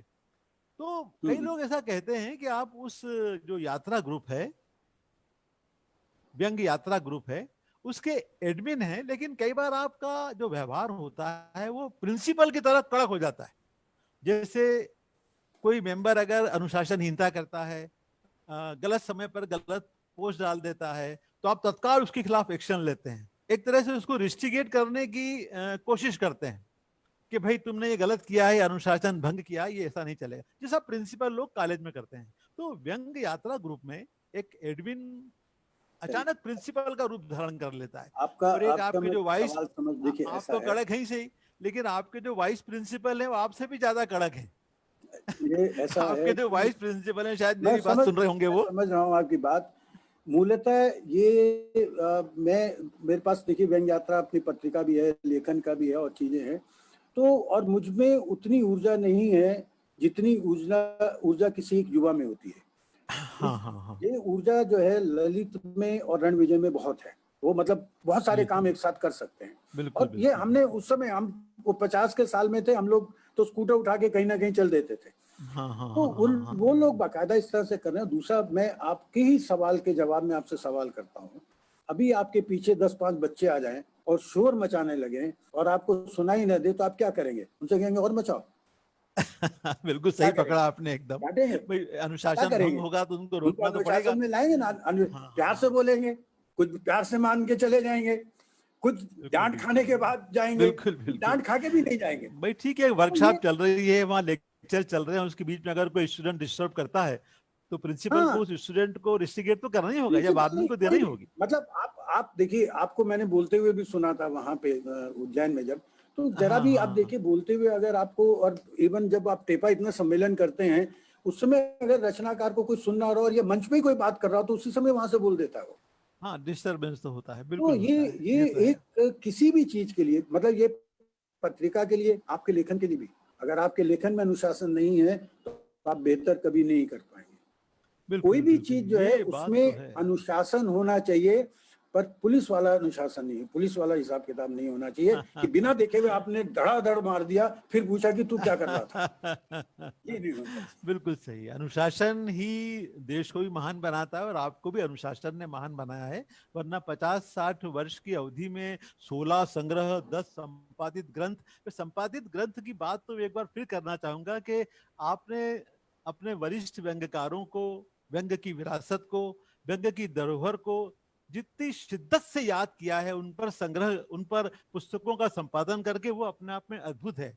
मैंने कहीं पढ़ा था कि यदि हम अपनी विरासत का सम्मान नहीं करेंगे, अपनी धरोहर का सम्मान नहीं करेंगे, तो हमारी ये भारतीय संस्कृति नष्ट हो जाएगी।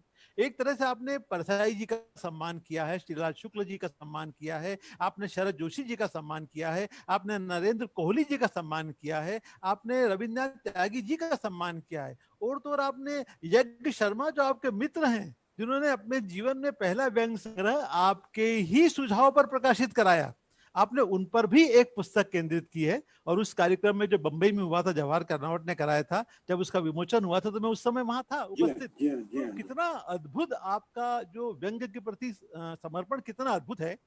क्या आप इस व्यंग्य की विरासत को भी नमन करते हैं? मुझे तो कई बार ऐसा लगता है कि जब मैं परसाई जी का, शरद जी का, त्यागी जी का नाम लेता हूं, तो मुझे लगता है कि मैं भगवान का स्मरण कर रहा हूं।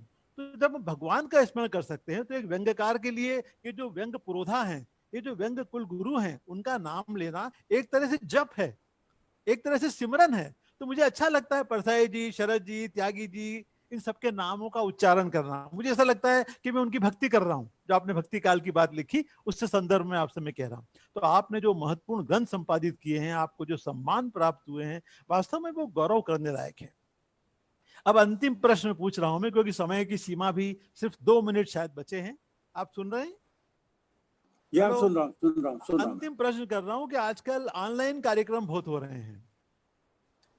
जब से ये कोरोना और लॉकडाउन शुरू हुआ है, हॉल के और ग्राउंड के और स्टेज के सारे कार्यक्रम स्थगित हो गए हैं, और सारे कार्यक्रम अब या तो वो वेबिनार हो रहे हैं, या ऑनलाइन कार्यक्रम हो रहे हैं, या वीडियो वाले कार्यक्रम हो रहे हैं। लेकिन इन ऑनलाइन कार्यक्रमों का भी लोग विरोध करते हैं। ऐसा लगता है जैसे कि हम कोई पाप कर रहे हैं, या हम लोग कोई अपराध कर रहे हैं ऑनलाइन कार्यक्रम करके। मुझे नहीं लगता कि भारतीय दंड संहिता में कहीं ऐसा लिखा है कि ऑनलाइन कार्यक्रम करना जो है वो अवैध है। तो आप इस बारे क्या कहेंगे कि आज आपको फिर 4 बजे एक राष्ट्रीय स्तर के वेबिनार में साहित्यिक पत्रकारिता वाले कार्यक्रम की अध्यक्षता करना है। तो ये जो लोग ऑनलाइन कार्यक्रम का विरोध करते हैं, अब उनको कैसे हम संतुष्ट करें? वो जानते हैं कि ये वेंटिलेटर है, एक पेशेंट है, हम उसको वेंटिलेटर के सहारे कृत्रिम सांस देते हैं, जिंदा रखते हैं। तो आप वेंटिलेटर का विरोध कर रहे हैं। जब तक कोरोना और लॉकडाउन समाप्त नहीं हो जाता, तब तक स्टेज के कार्यक्रम नहीं होंगे। तो ये जो ऑनलाइन कार्यक्रम है, ये वेंटिलेटर का काम कर रहे हैं। लेकिन हमारे कई साहित्यकार, कई दिग्गज लोग ऑनलाइन कार्यक्रम का विरोध कर रहे हैं। यानी वो कह रहे हैं कि वेंटिलेटर हटा दीजिए, पेशेंट को मरने दीजिए, साहित्य को मरने दीजिए, कला को मरने दीजिए, संस्कृति को क्या रखा है, लेकिन ऑनलाइन कार्यक्रम कभी ना कीजिए। आप इस बारे क्या कहेंगे? देखिए, ऐसा है, बड़ा अच्छा सवाल उठाया और मुझे सामयिक। आक्रोश हुआ लोगों को पढ़कर, नहीं, मैं बता क्यों रहा हूँ, विरोध कर रहे हैं लोग? इससे इससे मैं भी मुठभेड़ करता रहता हूँ और बहुत सारी चीजें आती रहती हैं और लोग कहते हैं। ये आप बताइए, ये एक विकल्प है, मैं इसको विकल्प कहता हूँ। विकल्प वेंटिलेटर है वो। ये हाँ, विकल्प क्यों उत्पन्न हुआ कि जैसे ही लॉकडाउन हुआ तो सारी चीज, मतलब सारी चीजें ठप सी हो गई। बिल्कुल बिल्कुल। लोग किंग कर्तव्य विमूढ़ हो गए कि हो क्या गया। हाँ हाँ मतलब हाँ, परिवार, ये सब एक तरह का अवसाद, उस तरह की चीजें आने लगी।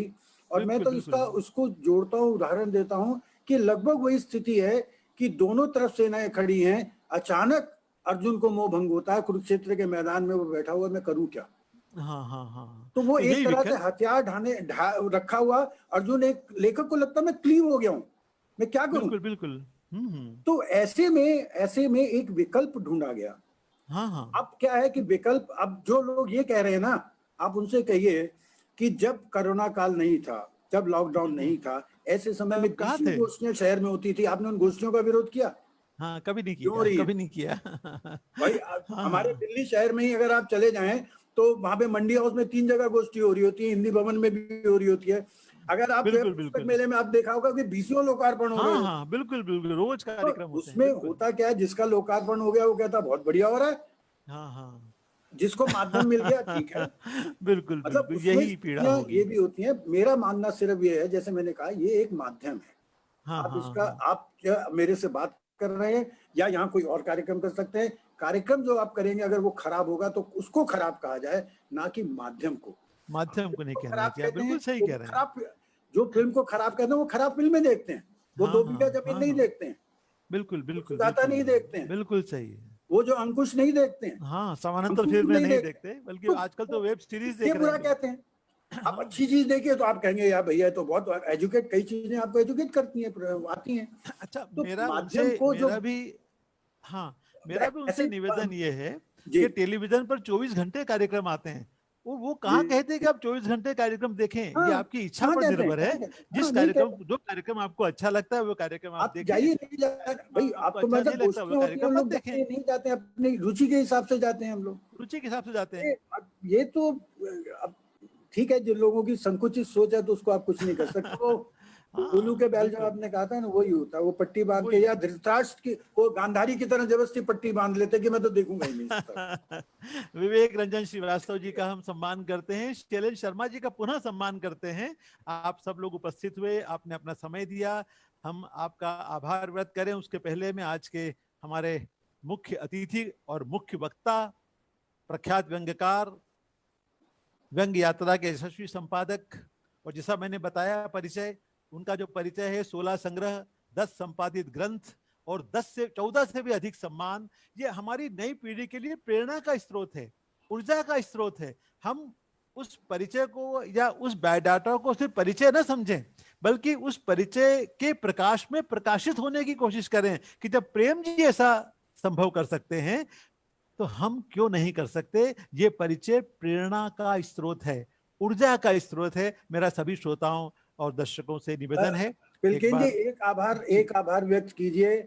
आपका जो इंटरनेट आज ठीक चलता रहा, तकनीक जो है ठीक चलती रही, अरे मैं तो शुरू में इतना और निराश हो मेरी गया तरफ था। से जितने भी लोग वहां पे, क्योंकि मुझे दिखाई नहीं दे रहे हैं, मैं हाँ सबका हाँ आभार हाँ व्यक्त करता हूँ कि जो समय निकाल कर यहाँ हाँ पर हाँ आए और उन्होंने मुझे सुनने का कष्ट किया और जो है चीज हाँ। जाना। तो आपको सुनना एक सुखद अनुभव है। मैंने आपको व्यंग महोत्सव जो आपने उज्जैन में किया था, जब आपने जिस शैली में व्यंग पाठ किया था सहज ढंग से, मैं अभिभूत था कि व्यंग का पाठ ऐसे भी किया जा सकता है। करना ही था आपको, 50 वर्षों का आपका अनुभव है, लेकिन व्यंग का वाचन किस शैली में, आज समय की सीमा है, वरना हम आपकी किसी नहीं रचना का नहीं, आनंद भी उठाते सभी, लेकिन समय समाप्ति की घोषणा करना होगी। तो मैं सभी आज के समय में संवाद जरूरी है, एकालाप की जरूरत नहीं है। बिल्कुल मैं संवाद एक होता है, का शिकार हो मैं जाता हूँ कई एकालाप बार। करूं पढ़ूं वो जरूरी नहीं है। ये विवेक रंजन जी कह रहे हैं स्ट्रेट फॉरवर्ड निरंतर जारी रहना चाहिए। विवेक जी 1200 रुपए भरे हैं और आधे तो मेरे डूब गए नेट खराब होने से। अब आप हमें विद्युत मंडल का स्पेशल कनेक्शन दीजिए, ताकि ना हमारे शहर में लाइट जाए और ना कभी हमें नेट का डिस्टरबेंस हो। प्रेम जी, मैं नहीं, आपका पर पुनः आभार व्यक्त करता मैं हूँ। आपका आभारी हूँ कि आपने काफी चीजों को पढ़ के और एक गंभीर तरीके से बातचीत की है, हाँ और हाँ कई हाँ, जगह मुझे उकसाया भी है, उकसाने की कोशिश भी की है, कई चीजों की जगह मुझे मैंने कुरेदा आपसे भी है। कहा ना, ये जो तो मेरे ये रक्त आपका जो में, अनुभव है, इतना क्षमता, उसको मैं प्रणाम करता हूँ कि बहुत जो अनुभव मेरे है उस सारी चीज। रक्त में टेपापन मेरे रक्त में समा गया है ना कभी वो नहीं टेपा बिल्कुल, बाहर आ जाता है और बिल्कुल बहुत मुझे अच्छी। बोलने को विवश कर देता है। बस यही कारण है, वरना मैं भी एक सहज सरल व्यक्ति हूँ, बिल्कुल आपकी तरह। लेकिन ये अंदर का जो टेपा है, जब वो बाहर आ जाता है तो वो मुझे चैन से बैठने नहीं देता। चलिए, और हर धन्यवाद। आदमी के अंदर कुछ ना कुछ, जैसे बच्चा छुपा होता है, मुझे मेरे अंदर जो बच्चा छुपा आइसक्रीम देख के बाहर आ जाता हाँ है। हाँ बिल्कुल बिल्कुल हर एक का बिल्कुल सही सत्य कह रहे हैं कुछ आप। ना कुछ। और खासकर हमारे लालित जी तो अक्सर भोज को देखकर या पकवान को देखकर, व्यंजनों को देखकर उनके अंदर का जो लालित्य है वो एकदम प्रकट हो जाता है। आजकल फेसबुक पर वो लगातार रोज एक ना एक डिश को पोस्ट कर रहे हैं। अब क्या किया जाए, उन्हें आप समझाएं भाई नहीं नहीं, क्या कुछ नहीं नहीं, वो प्रेरित हाँ करते हैं कि भैया आप भी ये खाइए। हाँ, वो तो कल ही उन्होंने शायद पानी पतासे और आलू का पराठा और दही परोस दी सभी के लिए। है कि भैया, नहीं, मगर वो देखकर अरे बड़ा गजब, सुकून मैं मिलता बता है, रहा अच्छा हूँ, लगता जीवंतता, है। गजब की जीवंतता है उनके अंदर, बहुत गजब की वो जीवंतता। जीवंतता है, मैं तो मतलब वो अद्भुत हैं उनका। उनको तो परिभाषित करना कठिन है कि वो क्या हैं और क्या नहीं है। उनके अंदर कितने उनके शेड्स हैं, कवि वाला शेड, व्यंग्यकार वाला शेड, संपादक वाला शेड, और एक जो मैंने बताया आपको प्रिंसिपल वाला शेड भी उनके बीच में है, बिल्कुल अनुशासन बिल्कुल। वाला। बड़ा अद्भुत व्यक्तित्व है उनका। मैं, हालांकि उनका संबंध धर्मयुग से नहीं है, लेकिन मेरी इच्छा है कि एक बार स्ट्रेट फॉरवर्ड में उनसे भी चर्चा की जाए। लेकिन इसके लिए मुझे चारों धर्मयुगीन व्यंग्यकारों से लिखित अनुमति प्राप्त करना होगी। तो उस दिन ललित लालित होंगे, मैं होऊंगा, और आप सब लोगों के बीच में होगा स्ट्रेट फॉरवर्ड। ठीक, बढ़िया। एक बार फिर आप सभी का आभार, नमस्कार, श्रोताओं दर्शकों का नमस्कार, आभार।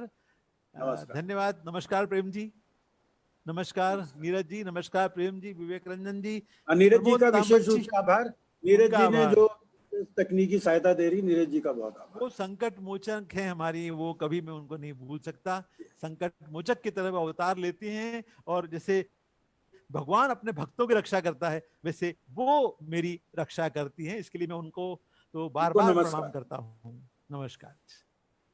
रखें साहब। ठीक। धन्यवाद, बहुत नमस्कार बहुत धन्यवाद, आभार। जी। जी जी, धन्यवाद।